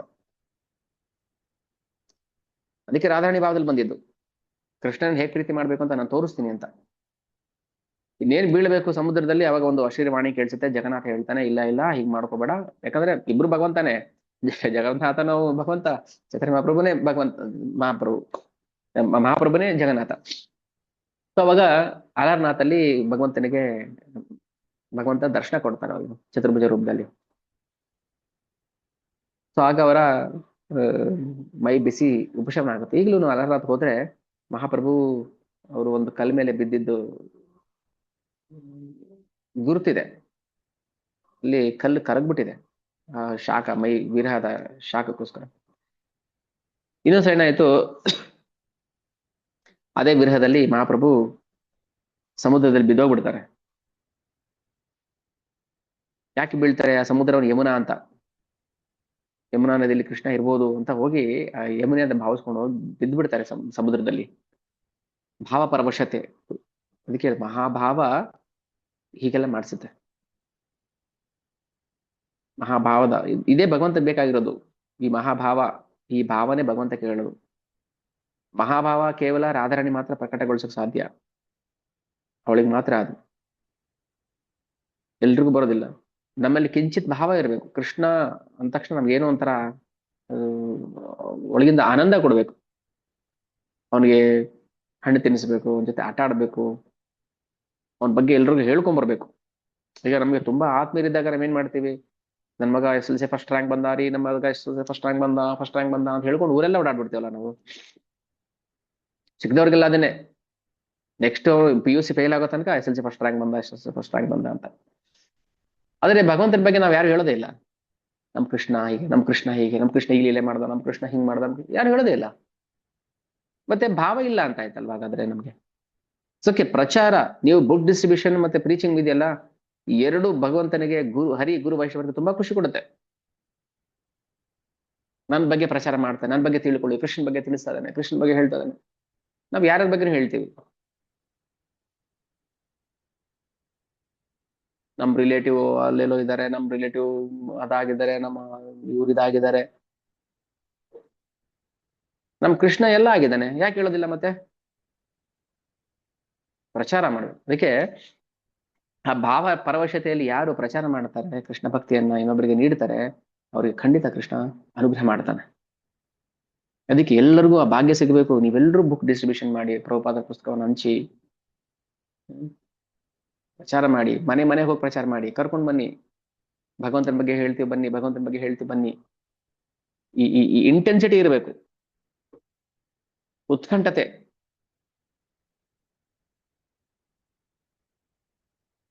ಆದ್ರೆ ನಾವು ಭೌತಿಕದಲ್ಲಿ ಎಷ್ಟು ಮುಳುಗಿರ್ತೀವಿ ಅಂದ್ರೆ, ಯಾವ್ದೋ ಒಂದು ಮದುವೆ ಮಾಡ್ತೀವಿ, ಮಗಂದ ಮದುವೆ ಮಾಡ್ತೀವಿ, ಸರ್ ಬರ್ಲೇಬೇಕು ಸರ್, ನೀವು ಖಂಡಿತ ಮನೆಯವರೆಲ್ಲರೂ ಬರ್ಬೇಕು, ದಯವಿಟ್ಟು ಬರ್ಬೇಕು ಅಂತ ಹೇಳ್ತೀವಿ. ಆದ್ರೆ ಭಗವಂತ ವಿಚಾರಕ್ಕೆ ನಾವು ಹಾಗೆ ಮಾಡೋದೇ ಇಲ್ಲ ಅಲ್ವಾ. ನಾವು ಇನ್ವಿಟೇಷನ್ ಕಾರ್ಡ್ ಕೊಟ್ಬಿಟ್ಟು ಬಂದ್ರೆ ಬನ್ನಿ, ಬಿಟ್ರೆ ಬಿಡಿ ಅಂತ ಹೇಳ್ತೀವ. ನಾವು ಬರಬೇಕು ಅಂತ ಎಕ್ಸ್ಪೆಕ್ಟ್ ಮಾಡ್ತಿರ್ತೀವಲ್ವಾ. ಸೊ ಹಾಗೆ ಪ್ರಚಾರ ಮಾಡ್ಬೇಕು, ನಾವು ಭಗವಂತನ ಬಗ್ಗೆ ತಿಳಿಸಿ ಹೇಳೋದು. ಸೇವೆ ಇದೆಯಲ್ಲ, ಅದು ತುಂಬಾ ಉತ್ಕೃಷ್ಟವಾದ ಸೇವೆ. ಆಗ ಕ್ರಮೇಣ ಭಾವ ಭಗವಂತನ ಕಡೆ ಹರಿಯುತ್ತೆ. ಅನರ್ಥಗಳಿದೆ, ಅನರ್ಥ ಇರೋದಕ್ಕೆ ನಮ್ಗೆ ಹರಿಯಕ್ಕೆ. ಈಗ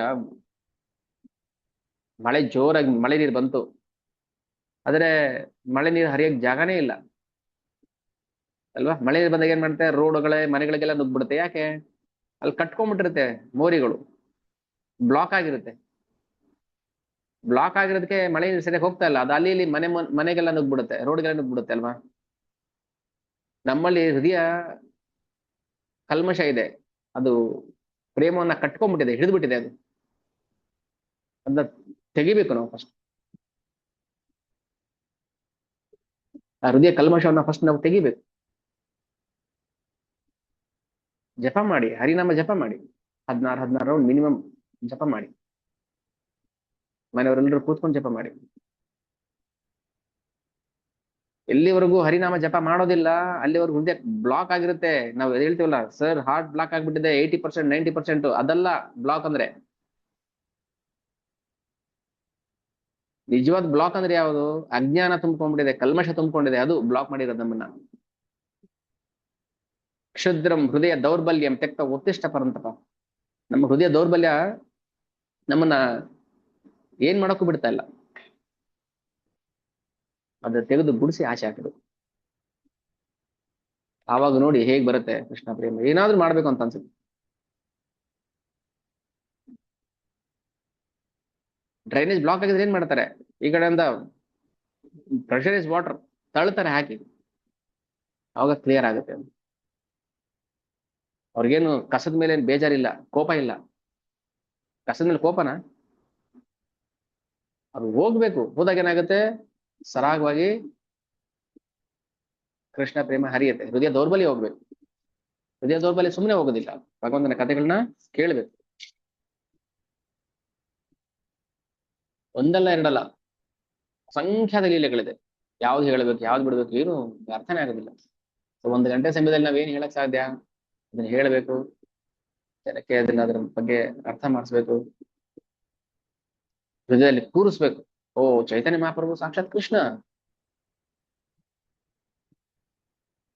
ತಾನು ಆ ಕೃಷ್ಣ ಪ್ರೇಮವನ್ನ, ಅಲೌಕಿಕ ಆನಂದವನ್ನು ಅನುಭವಿಸ್ಬೇಕು. ರಾಧಾರಾಣಿ ಭಾವದಲ್ಲಿ ಬಂದಿದ್ದಾರೆ,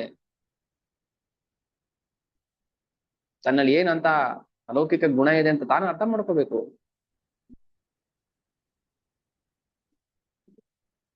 ಕೆಲವರು ಹೇಳ್ತಾರೆ, ಕಲಿಯುಗದಲ್ಲಿ ಭಗವಂತನಿಗೆ ಅವತಾರ ಇಲ್ಲ, ಕಲಿಯುಗ ಇನ್ನು ಕೊನೆಯಲ್ಲಿ ಕಲಿಕೆಯಾಗಿ ಬರ್ತಾನೆ.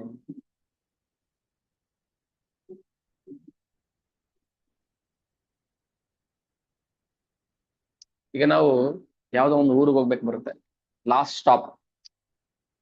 ಆ ಲಾಸ್ಟ್ ಸ್ಟಾಪ್ ಇಳಿಯೋದಕ್ಕೆ ಮುಂಚೆ ಎಷ್ಟೊಂದು ಸ್ಟಾಪ್ ಬಂದೋಗಿರುತ್ತೆ ಅಲ್ವಾ, ನಾವು ಗಮನಿಸಲ್ಲ ಅದನ್ನ.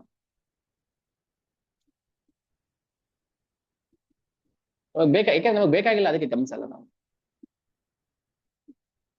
ಎಷ್ಟೊಂದು ಮರಗಳು ಹೋಗ್ಬಿಟ್ಟಿರುತ್ತೆ, ಎಷ್ಟೊಂದು ವೆಹಿಕಲ್ಸ್ ಹೋಗಿರುತ್ತೆ, ಎಷ್ಟೊಂದು ಊರುಗಳು ಹೋಗಿರುತ್ತೆ.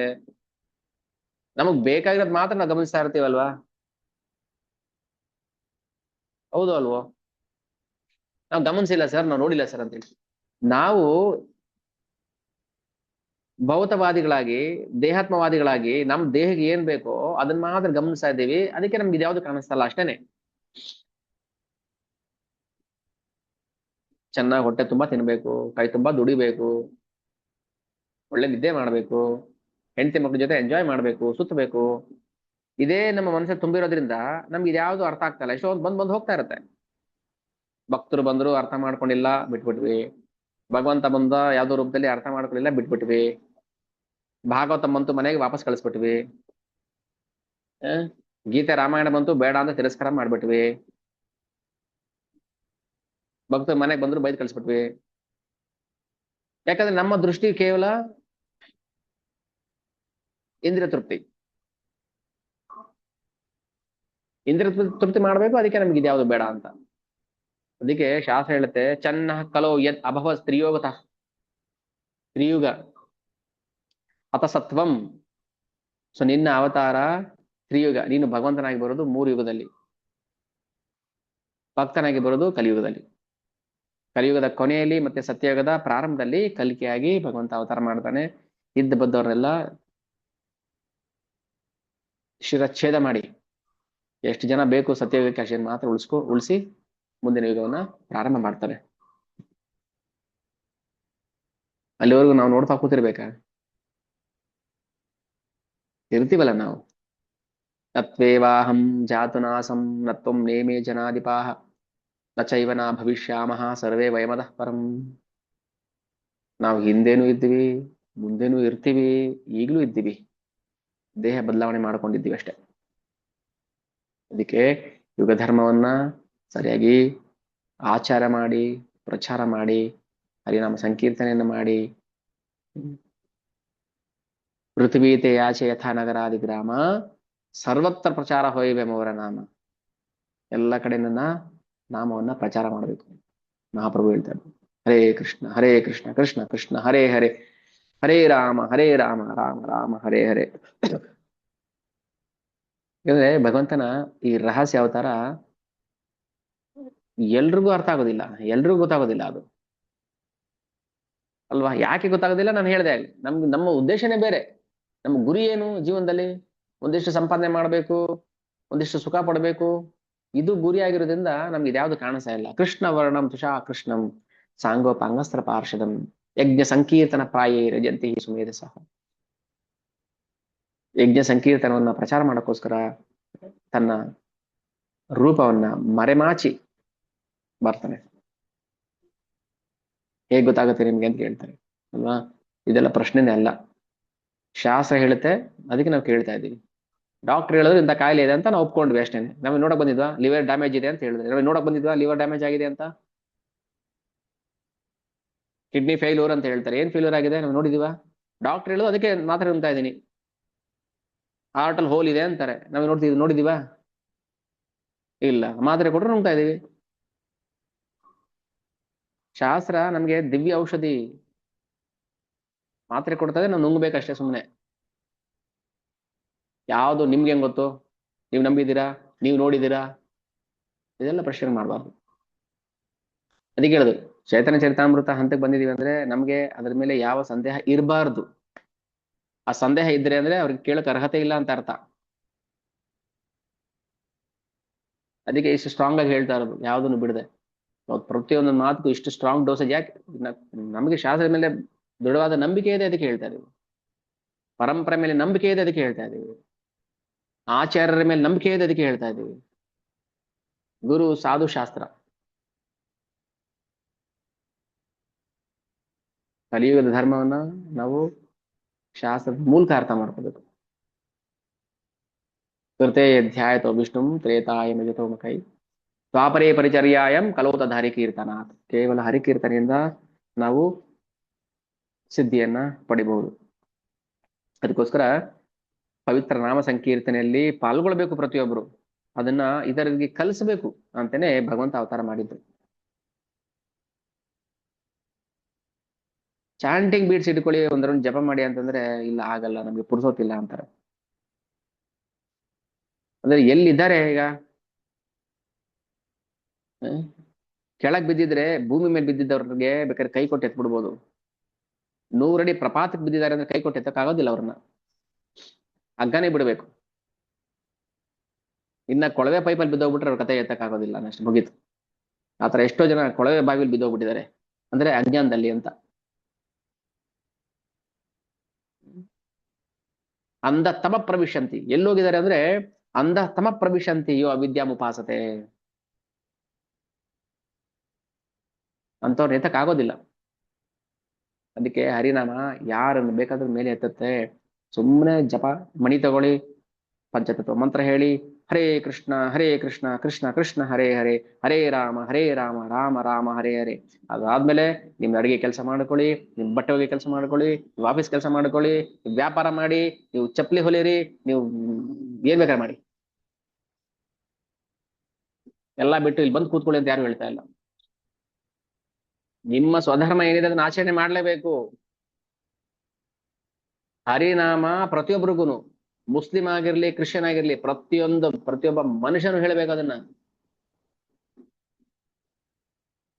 ಇನ್ನೊಂದು ಲೀಲೆ, ಶ್ರೀ ಚಂದ್ರ ಮಹಾಪ್ರಭುರು ದಕ್ಷಿಣ ಭಾರತ ಪ್ರವಾಸ ಮಾಡ್ಬೇಕಾದ್ರೆ ಜಾರಿಕಾಂಡಲ್ಲಿ ಒಂದು ದೊಡ್ಡ ಕಾಡದು, ಈಗ ಜಾರ್ಖಂಡ್ ಅಂತ ಕರೀತಾರಲ್ಲ ಅದೇ ಇರ್ಬೋದು, ಗೊತ್ತಿಲ್ಲ. ಜಾರಿಕಾಂಡ ಅಂತ ಅದು ಊರ ಹೆಸರು, ಮೋಸ್ಟ್ಲಿ ಜಾರ್ಖಂಡ್ ಇರೋದು. ಭಯಂಕರವಾದ ಕಾಡು. ತಮ್ಮ ಸಂಗಡಿಗರ ಜೊತೆ ಹರಿನಾಮ ಸಂಕೀರ್ತನೆ ಮಾಡ್ತಾ ಬರ್ತಿದ್ದಾರೆ. ಆಗ ಅಲ್ಲಿ ಕಾಡಲ್ಲಿದ್ದಂತಹ ಹುಲಿ ಜಿಂಕೆಗಳು ತಬ್ಬಿಕೊಂಡು ಹರಿನಾಮ ಸಂಕೀರ್ತನೆ ಮಾಡ್ತಾ ಇದ್ರು. ಸರ್ಪಗಳು ಹೆಡೆಯನ್ನ ಆಡಿಸಿ ಹರಿನಾಮ ಸಂಕೀರ್ತನೆ ಮಾಡ್ತಾ ಇದ್ರು. ಅಂದ್ರೆ ಹರಿನಾಮ ಸಂಕೀರ್ತನೆ ಕೇವಲ ಮನುಷ್ಯನಿಗೆ ಮಾತ್ರ ಅಲ್ಲ, ಅದು ಪ್ರಾಣಿ ಸಂಕುಲಕ್ಕೂ. ಗಿಡಕ್ಕೆ ನೀರ್ ಹಾಕ್ಬೇಕಾದ್ರೆ ಹರೇ ಕೃಷ್ಣ ಹೇಳಿ. ಒಂದು ಪ್ರಾಣಿಗೆ, ನಿಮ್ ಮನೆಯಲ್ಲಿ ನಾಯಿಗೋ ಬೆಕ್ಕಿಗೋ ಊಟ ಕೊಡ್ಬೇಕಾದ್ರೆ ಹರೇ ಕೃಷ್ಣ. ಒಂದು ಸೊಳ್ಳೆ ಕಚ್ತಾ ಇದೆ, ಅದನ್ನ ಓಡಿಸಿ ನಿಧಾನಕ್ಕೆ ಹರೇ ಕೃಷ್ಣ. ಪ್ರತಿಯೊಂದು ಪ್ರಾಣಿಗೂ ಹರೇ ಕೃಷ್ಣ ಮಂತ್ರ ಕೊಡ್ಬೇಕು. ಯಾಕಂದ್ರೆ ಏನ್ ಕರ್ಮ ಮಾಡಿದ್ರೆ ಗೊತ್ತಿಲ್ಲ, ಕಲಿಯುಗದಲ್ಲಿ ಬಂದಿದ್ದಾರೆ. ಸೊಳ್ಳೆ, ತಿಗಣೆ, ನಾಯಿ, ಕತ್ತೆ, ಕುರಿ ಕೋಳಿಯಾಗಿ ಬಂದಿದ್ದೀವಿ. ಏನ್ ಕರ್ಮ ಇದೆ ಗೊತ್ತಿಲ್ಲ ನಮ್ದು. ವಾಸುದೇವ ಘೋಷ್ ನೋಡಿ, ಅವ್ರಿಗೆ ಎಷ್ಟು ಕುಷ್ಠರೋಗ ಬಂದ್ಬಿಟ್ಟಿತ್ತು. ಕರ್ಮ ಅದಕ್ಕೆ ಹೇಳುದು, ಯಾವ ಕರ್ಮ ಯಾರನ್ನು ಅಷ್ಟು ಸುಲಭವಾಗಿ ಬಿಟ್ಟು ಹೋಗೋದಿಲ್ಲ. ಕೇವಲ ಭಗವಂತನ ಶರಣಾಗತಿ ಒಂದು ಮಾತ್ರ ನಮ್ಮನ್ನ ಪ್ರೊಟೆಕ್ಟ್ ಮಾಡತ್ತೆ. ಬಾಲಸ್ನೇಹ ಶರಣಂ ಪಿತರೋ ನರಸಿಂಹ ನಾರ್ಥಸಿಚಾಗದ ಮುಂದನ್ಮತಿ ಮಜ್ಜತವನು. ಯಾವ ದೋಣಿ ಮುಳುಗ್ತಾರ ದೋಣಿನ ಯಾವ ನಾವಿಕನು ಕಾಪಾಡಕ್ ಬರೋದಿಲ್ಲ. ಯಾವ ಮಕ್ಕಳನ್ನ ಯಾವ ಅಪ್ಪನು ಕಾಪಾಡಕ್ ಬರೋದಿಲ್ಲ, ಯಾವ ಅಮ್ಮನು ಕಾಪಾಡಕ್ ಬರೋದಿಲ್ಲ. ಕೇವಲ ನಿನ್ನ ಅನುಗ್ರಹ. ನೀನು ಉಪೇಕ್ಷೆ ಮಾಡ್ಬಿಟ್ರೆ ಚೆನ್ನಾಗಿರೋ ದೋಣಿನೂ ಮುಳುಗೋಗುತ್ತೆ, ಚೆನ್ನಾಗಿ ದೃಢವಾಗಿರುವಂತಹ ದೇಹ ಬಿದ್ದೋಗುತ್ತೆ, ಮಲಗಿದ ಜಾಗದಲ್ಲಿ ಸತ್ತೋಗ್ತಾರೆ, ಏನ್ ಬೇಕಾದ್ರೂ ಆಗುತ್ತೆ. ಬದುಕು ತುಂಬಾ ಅನಿಶ್ಚಿತತೆ, ತುಂಬಾ ಅನ್ಸರ್ಟನ್, ಯಾವ ಕ್ಷಣ ಏನ್ ಬೇಕಾದ್ರೂ ಆಗ್ಬೋದು. ಅದಕ್ಕೆ ಪ್ರತಿದಿನ ನಮ್ಗೆ ಹೇಳ್ತಲ್ಲ, ಯದ್ದಿನಂ ದುರ್ದಿನಂ ಮನ್ಯೆ ಮೇಘಾಚ್ಛಾದನ ದುರ್ದಿನಂ. ಇವತ್ತು ಗ್ರಹಣ ಕೆಟ್ಟ ದಿನ ಅಲ್ಲ, ತದ್ದಿನಂ ದುರ್ದಿನಂ ಕೃಷ್ಣ ಕಥಾ ಪೀಯೂಷ ವರ್ಜನಂ. ಯಾವ ದಿನ ಕೃಷ್ಣ ಕಥಾ ಪೀಯೂಷ ವರ್ಜನಂ, ಕೃಷ್ಣ ಕಥೆಯ ರಸವನ್ನ ಕುಡಿಯೋದು ಬಿಟ್ಟು ಬಿಡ್ತಾನಲ್ಲ, ಆ ದಿನ ಕೆಟ್ಟ ದಿನ ಅಂತ. ಯಾವ ಗ್ರಹಣ ಕೆಟ್ಟ ದಿನ ಅಲ್ಲ, ಯಾವ ರಾಹುಕಾಲ ಕೆಟ್ಟಿದ್ದಲ್ಲ, ಯಾವ್ದು ಕೆಟ್ಟದ್ದಲ್ಲ. ಕೆಟ್ಟದ್ದು ಯಾವುದು? ಯಾವ ದಿನ ನಾವು ಭಗವಂತನ ಕಥೆಯನ್ನ ಕೇಳೋದನ್ನ ಬಿಡ್ತೀವೋ ಅದು ಕೆಟ್ಟ ದಿನ ನಮ್ಮ ಜೀವನದಲ್ಲಿ. ತದ್ದಿನಂ ದುರ್ದಿನಂ ಮನ್ಯೆ ಮೇಘಾಚ್ಛಾನಂ. ಮೇಘಾಚ್ಛಾದನ ಆಗಿರುತ್ತಲ್ಲ, ಮೋಡ ಕವರ್ ಆಗ್ಬಿಡ. ನ ದುರ್ದಿನಂ, ಅದಲ್ಲ ದುರ್ದಿನ. ಕೃಷ್ಣ ಕಥಾ ಪೀಯೂಷ ವರ್ಜನಂ. ಮನೇಲಿ ಕೂತ್ಕೊಂಡು ಭಗವದ್ಗೀತೆ ಒಂದು ಶ್ಲೋಕ, ಭಾಗವತ ಒಂದು ಶ್ಲೋಕ ಓದಿ, ಒಂದು ಪೇಜ್ ಓದಿ, ಅದನ್ನ ಧ್ಯಾನ ಮಾಡಿ, ಒಂದ್ ಜಪ ಮಾಡಿ. ಯಾರು ಮಾಡ್ದ ಹೊಸಬ್ರಿಗೆ ಹೇಳ್ತಾ ಇರೋದು, ಏನು ಗೊತ್ತಿಲ್ಲದೆ ಬಂದಿರ್ತಾರಲ್ಲ, ಅಟ್ಲೀಸ್ಟ್ ಒಂದ್ ರೌಂಡ್ ಜಪ ಮಾಡಿ. 16 ರೌಂಡ್ ಜಪ ಮಾಡ್ಲೇಬೇಕು ಕಂಪಲ್ಸರಿ ಪ್ರತಿದಿನ.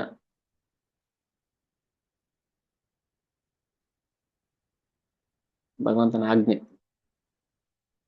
ಯಾರ ಮನೆಯಲ್ಲಿ 16 ರೌಂಡ್ ಜಪ 3 ಲಕ್ಷ ನಾಮ ಹರಿದಾಸ್ ಠಾಕೂರ್, ಶ್ರೀ ಠಾಕೂರ್ ಅವರು ಮಾಡ್ತಾ ಇದ್ದಿದ್ದು. ಅದಕ್ಕೆ ಪ್ರಭುಪಾದರು ನಮ್ಗೆ 16 ರೌಂಡ್ ಬಂದಿದ್ದಾರೆ. ಅಟ್ಲೀಸ್ಟ್ 16 ರೌಂಡ್ ಆದ್ರೂ ಮಾಡಿ. 3 ಲಕ್ಷ ಮಾಡಕ್ಕಾಗಲ್ಲ, ಅಟ್ಲೀಸ್ಟ್ ಒಂದು 25,000 ಆದ್ರೂ ಮಾಡಿ ಅಂತ. ಅಷ್ಟೂ ಮಾಡಕ್ಕಾಗೋದಿಲ್ಲ ನಮ್ಗೆ.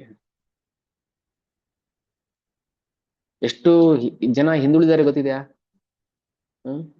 ನಮ್ಗೆ ಅನ್ಸೋದಷ್ಟೇನೆ, ಎಷ್ಟು ಜನ ಹಿಂದುಳಿದಾರೆ ಭಗವಂತನ ಬಗ್ಗೆ ಏನು ಗೊತ್ತಿಲ್ಲದೆ. ನಾವು ಹಳ್ಳಿ ಕಡೆ ಹೋಗ್ತಿದ್ವಿ ಪ್ರಚಾರ ಮಾಡಕ್ಕೆ ಒಂದ್ 2-3 ವರ್ಷದ ಹಿಂದೆ. ಜನಕ್ಕೆ ಎಷ್ಟು ಅಜ್ಞಾನ ಇದೆ, ನಮ್ಗೆ ಅಜ್ಞಾನ ಇದೆ ಅಂತ ಗೊತ್ತಿರಲ್ಲ ಅವರಿಗೆ. ಹೇಳ್ಬೇಕು ನಾವು, ಇಲ್ಲ ಇದು ಅಜ್ಞಾನ ಇದು ಅಂತ.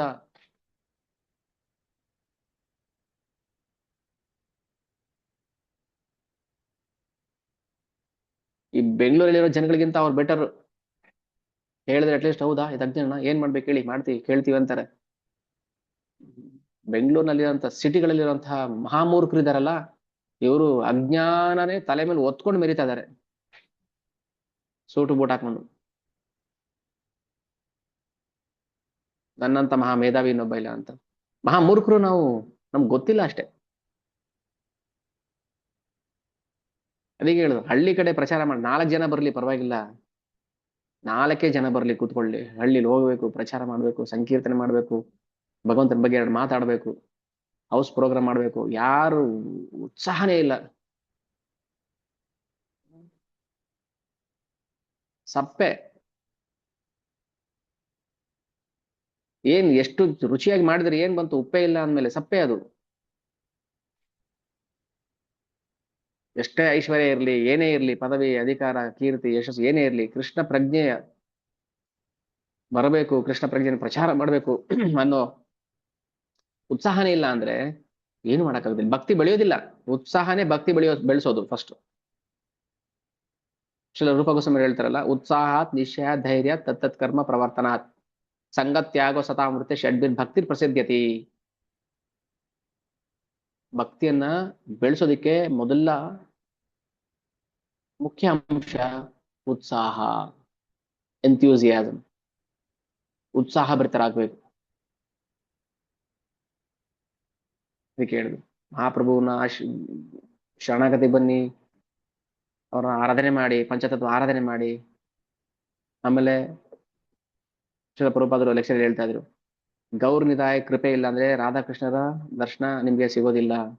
ಮೊದ್ಲು ಮಾಯಾಪುರ ಹೋಗ್ಬೇಕು, ನವದೀಪ್ ದರ್ಶನ ಮಾಡ್ಬೇಕು, ಯೋಗ ಪೀಠದಲ್ಲಿ ಭಗವಂತನ ಆಶೀರ್ವಾದ ತಗೋಬೇಕು, ಆಮೇಲೆ ವೃಂದಾವನ ಕೃಷ್ಣ ಧಾಮ.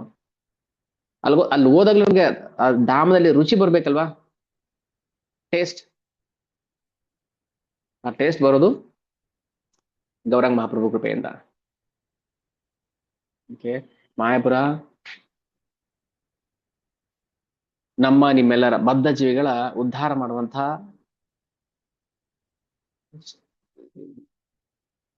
Market place. ಮಾರ್ಕೆಟ್ ಅದು, ನಾಮಹಟ್ಟ. ನಿತ್ಯಾನಂದ ಪ್ರಭು ಹರಿನಾಮವನ್ನು ಪ್ರಚಾರ ಮಾಡೋದಕ್ಕೆ ಒಂದು ಮಾರ್ಕೆಟ್ ಓಪನ್ ಮಾಡ್ತಾರೆ. ಆ ಮಾರ್ಕೆಟ್ಗೆ ಜನ ಕೊಂಡ್ಕೊಳಕ್ ಬರ್ಬೇಕು, ಏನಿನ್ನ ಹರಿನಾಮವನ್ನ.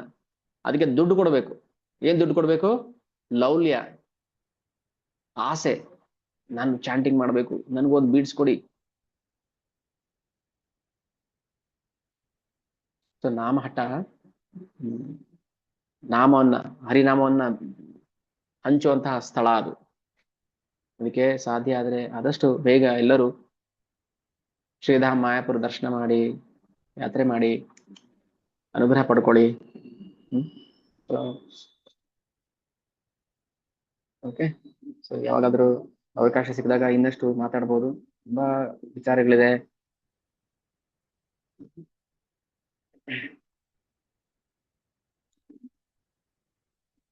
ನಿತ್ಯಾನಂದ ಪ್ರಭು ಹೇಗೆ ಪರಿಚಯ ಆದ್ರು, ಹೇಗ್ ಬಂದ್ರು ಇಲ್ಲಿಗೆ, ಆಮೇಲೆ ಛೋಟಾ ಹರಿದಾಸ್ ಅವ್ರನ್ನ ದೂರ ಮಾಡ್ತಾರೆ, ಒಬ್ಬ ಸ್ತ್ರೀಯನ್ನ ನೋಡಿದ್ರು ಅಂತ.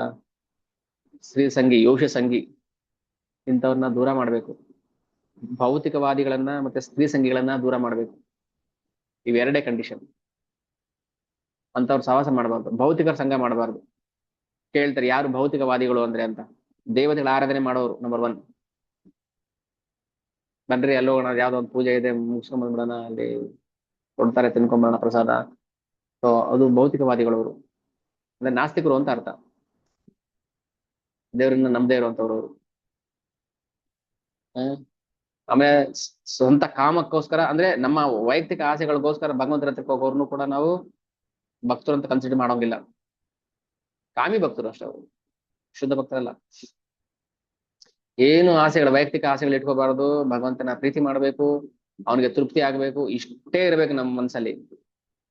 ಮಿಕ್ಕಿದ್ದೆಲ್ಲ ತಾನಾಗ್ ಬರುತ್ತೆ, ಅದ್ರ ಬಗ್ಗೆ ತಲೆ ಕೆಡಿಸ್ಕೊಳ್ಳೋ ಅವಶ್ಯಕತೆ ಇಲ್ಲ. ಸುಮ್ಮನೆ ಹೋಗ್ಬೇಕು, ಬೇರೆಗ್ ನೀರ್ ಹಾಕ್ಬೇಕು ಬರ್ಬೇಕು, ಬೇರೆಗ್ ನೀರ್ ಹಾಕ್ಬೇಕು ಬರ್ಬೇಕು. ಹಣ್ ಬಿಡ್ತಾ ಹಣ್ ಬಿಡ್ತಾ ಹಣ್ ಬಿಡುತ್ತೆ ಅಂತ ನಾವು ನೀರ್ ಹಾಕಿದ್ರೆ ಅದ್ರಲ್ಲಿ ಸ್ವಾರ್ಥ ಇದೆ. ಹಾಗಂತ ಜಾಲಿ ಮರಕ್ಕೆ ನೀರ್ ಹಾಕಿ ಹಣ್ಣು ಪಡೀರಿ ಅಂತ ಅಲ್ಲ ಹೇಳ್ತಾ ಇರೋದು. ನಾವು ಕೃಷ್ಣನನ್ನ ಪ್ರೀತಿ ಮಾಡ್ತಾ ಇರೋದು ಏನೋ ಒಂದು ಫಲಕ್ಕೋಸ್ಕರ ಅಲ್ಲ. ಅವನ ಹತ್ರ ಎಲ್ಲಾ ಇದೆ, ಸಕಲ ಐಶ್ವರ್ಯ ಇದೆ. ಪ್ರೀತಿ ಮಾತ್ರ ಬೇಡ್ತದಾನೆ ಅವನಷ್ಟೇ, ಪ್ರೀತಿ ಕೊಡಿ ಅಂತ. ಇಷ್ಟು ಮಾಡ್ಕೊಂಡು ಹೋಗ್ಬೇಕು ನಾವು. ಇದೆಲ್ಲ ಸನಾತನ ಗೋಸ್ವಾಮಿ ಅವರಿಗೆ, ರೂಪ ಗೋಸ್ವಾಮಿ ಅವರಿಗೆ ಚೈತನ್ಯ ಮಹಾಪ್ರಭುಗಳು ಉಪದೇಶ ಮಾಡಿರೋದಿದೆ. ಸೊ ಉಪದೇಶಗಳು ತುಂಬಾ ವಿಸ್ತಾರವಾಗಿದೆ. ಆಮೇಲೆ ಪಾಣಿಯಟಿ ಉತ್ಸವ ಹೇಗೆ ಶುರು ಆಯ್ತು, ರಘುನಾಥ ದಾಸ್ ಗೋಸ್ವಾಮಿ ಅವರಿಗೆ ಹೇಗೆ ಅನುಗ್ರಹ ಮಾಡಿದ್ರು ಚೈತನ್ಯ ಮಹಾಪ್ರಭು. ಸೊ ಇದೆಲ್ಲ ತುಂಬಾ ಲೀಲೆಗಳು. ನಾವು ಇವತ್ತು ವಿಶೇಷ ಗೌರ ಪೂರ್ಣಿಮಾ, ಆ ಭಗವಾನ್ ಶ್ರೀ ಚೈತನ್ಯರ ಕೃಪೆ ಬೇಡಕ್ಕೆ, ಅವರ ಆಶೀರ್ವಾದ ಪಡ್ಕೊಳ್ಳೋಕೆ ಕಿಂಚಿತ್ ನಾವು ಅವ್ರ ಬಗ್ಗೆ ಚರ್ಚೆ ಮಾಡಿದ್ವಿ. ಸೊ ಏನಾದ್ರು ತಪ್ಪಿದ್ರೆ, ಮಹಾಪ್ರಭು ತುಂಬಾ ಕರುಣಾಳು, ತಪ್ಪು ದೋಷಗಳೆಲ್ಲ ಬಿಸಾಕ್ಬಿಡ್ತಾರೆ, ಅವ್ರಿಗೆ ಏನ್ ಬೇಕಷ್ಟನ್ನ ಸ್ವೀಕಾರ ಮಾಡ್ತಾರೆ. ಓಕೆ, ಎಲ್ರು ಬನ್ನಿ ಕೃಷ್ಣ ಪ್ರಜ್ಞೆಗೆ. ಮುಂದಿನ ವಾರ ಮಾರ್ಚ್ 8ನೇ ತಾರೀಕು ಇಸ್ಕಾನ್ ಶೇಷಾದ್ರಿಪುರಂ ಅಲ್ಲಿ ಗೌರ ಪೂರ್ಣಿಮಾ ಮಹಾ ಮಹೋತ್ಸವ ನಡೀತಾ ಇದೆ. ಆಕ್ಚುಲಿ ಇವತ್ತು ಗ್ರಹಣ ಇರೋದ್ರಿಂದ 8ನೇ ತಾರೀಕು ಮಾಡ್ತಿದ್ದಾರೆ. ಬೆಳಿಗ್ಗೆ ಇದೆ ಪ್ರೋಗ್ರಾಮು. ಸೊ ಆದಷ್ಟು ಬೇಗ ನಾವು ಬೇಗನೆ ಹೋದ್ರೆ ದರ್ಶನ ಮಾಡ್ಕೊಂಡು ಆಮೇಲೆ ಗೌರ ಆರತಿ, ಇದು ಗೌರ ಕಥೆ, ಮಹಾಪ್ರಸಾದ ತಗೊಂಡು ಬರ್ಬೋದು, ಕೃಪೆ ತಗೊಂಡು ಬರ್ಬೋದು. ಓಕೆ, ಇಲ್ಲಿ ಸ್ಟಾಪ್ ಮಾಡೋಣ. ಇವತ್ತು ಉಪವಾಸ ಇರಬೇಕು. ಏನಕ್ಕೆ ಅಂದ್ರೆ ಇವತ್ತು ಗೌರ ಪೂರ್ಣಿಮಾ, ಅದಕ್ಕೆ ಅಲ್ವಾ. ಇವತ್ತು ಗ್ರಹಣ ಇದೆ, ಅದಕ್ಕೆ ಅಲ್ಲ, ಅದು ಒಂದು ಕಾರಣ, ಗೌಣ ಕಾರಣ. ಬಟ್ ಮುಖ್ಯ ಕಾರಣ ಇವತ್ತು ಗೌರ ಪೂರ್ಣಿಮಾ, ಸಂಜೆವರೆಗೂ ಉಪವಾಸ. ಓಕೆ, ಏನಾದ್ರು ಪ್ರಶ್ನೆಗಳಿದ್ರೆ ದಯವಿಟ್ಟು ಕೇಳಿ, ನಿಮ್ಮ ಅನಿಸಿಕೆಗಳಿದ್ರೆ ಹೇಳಿ.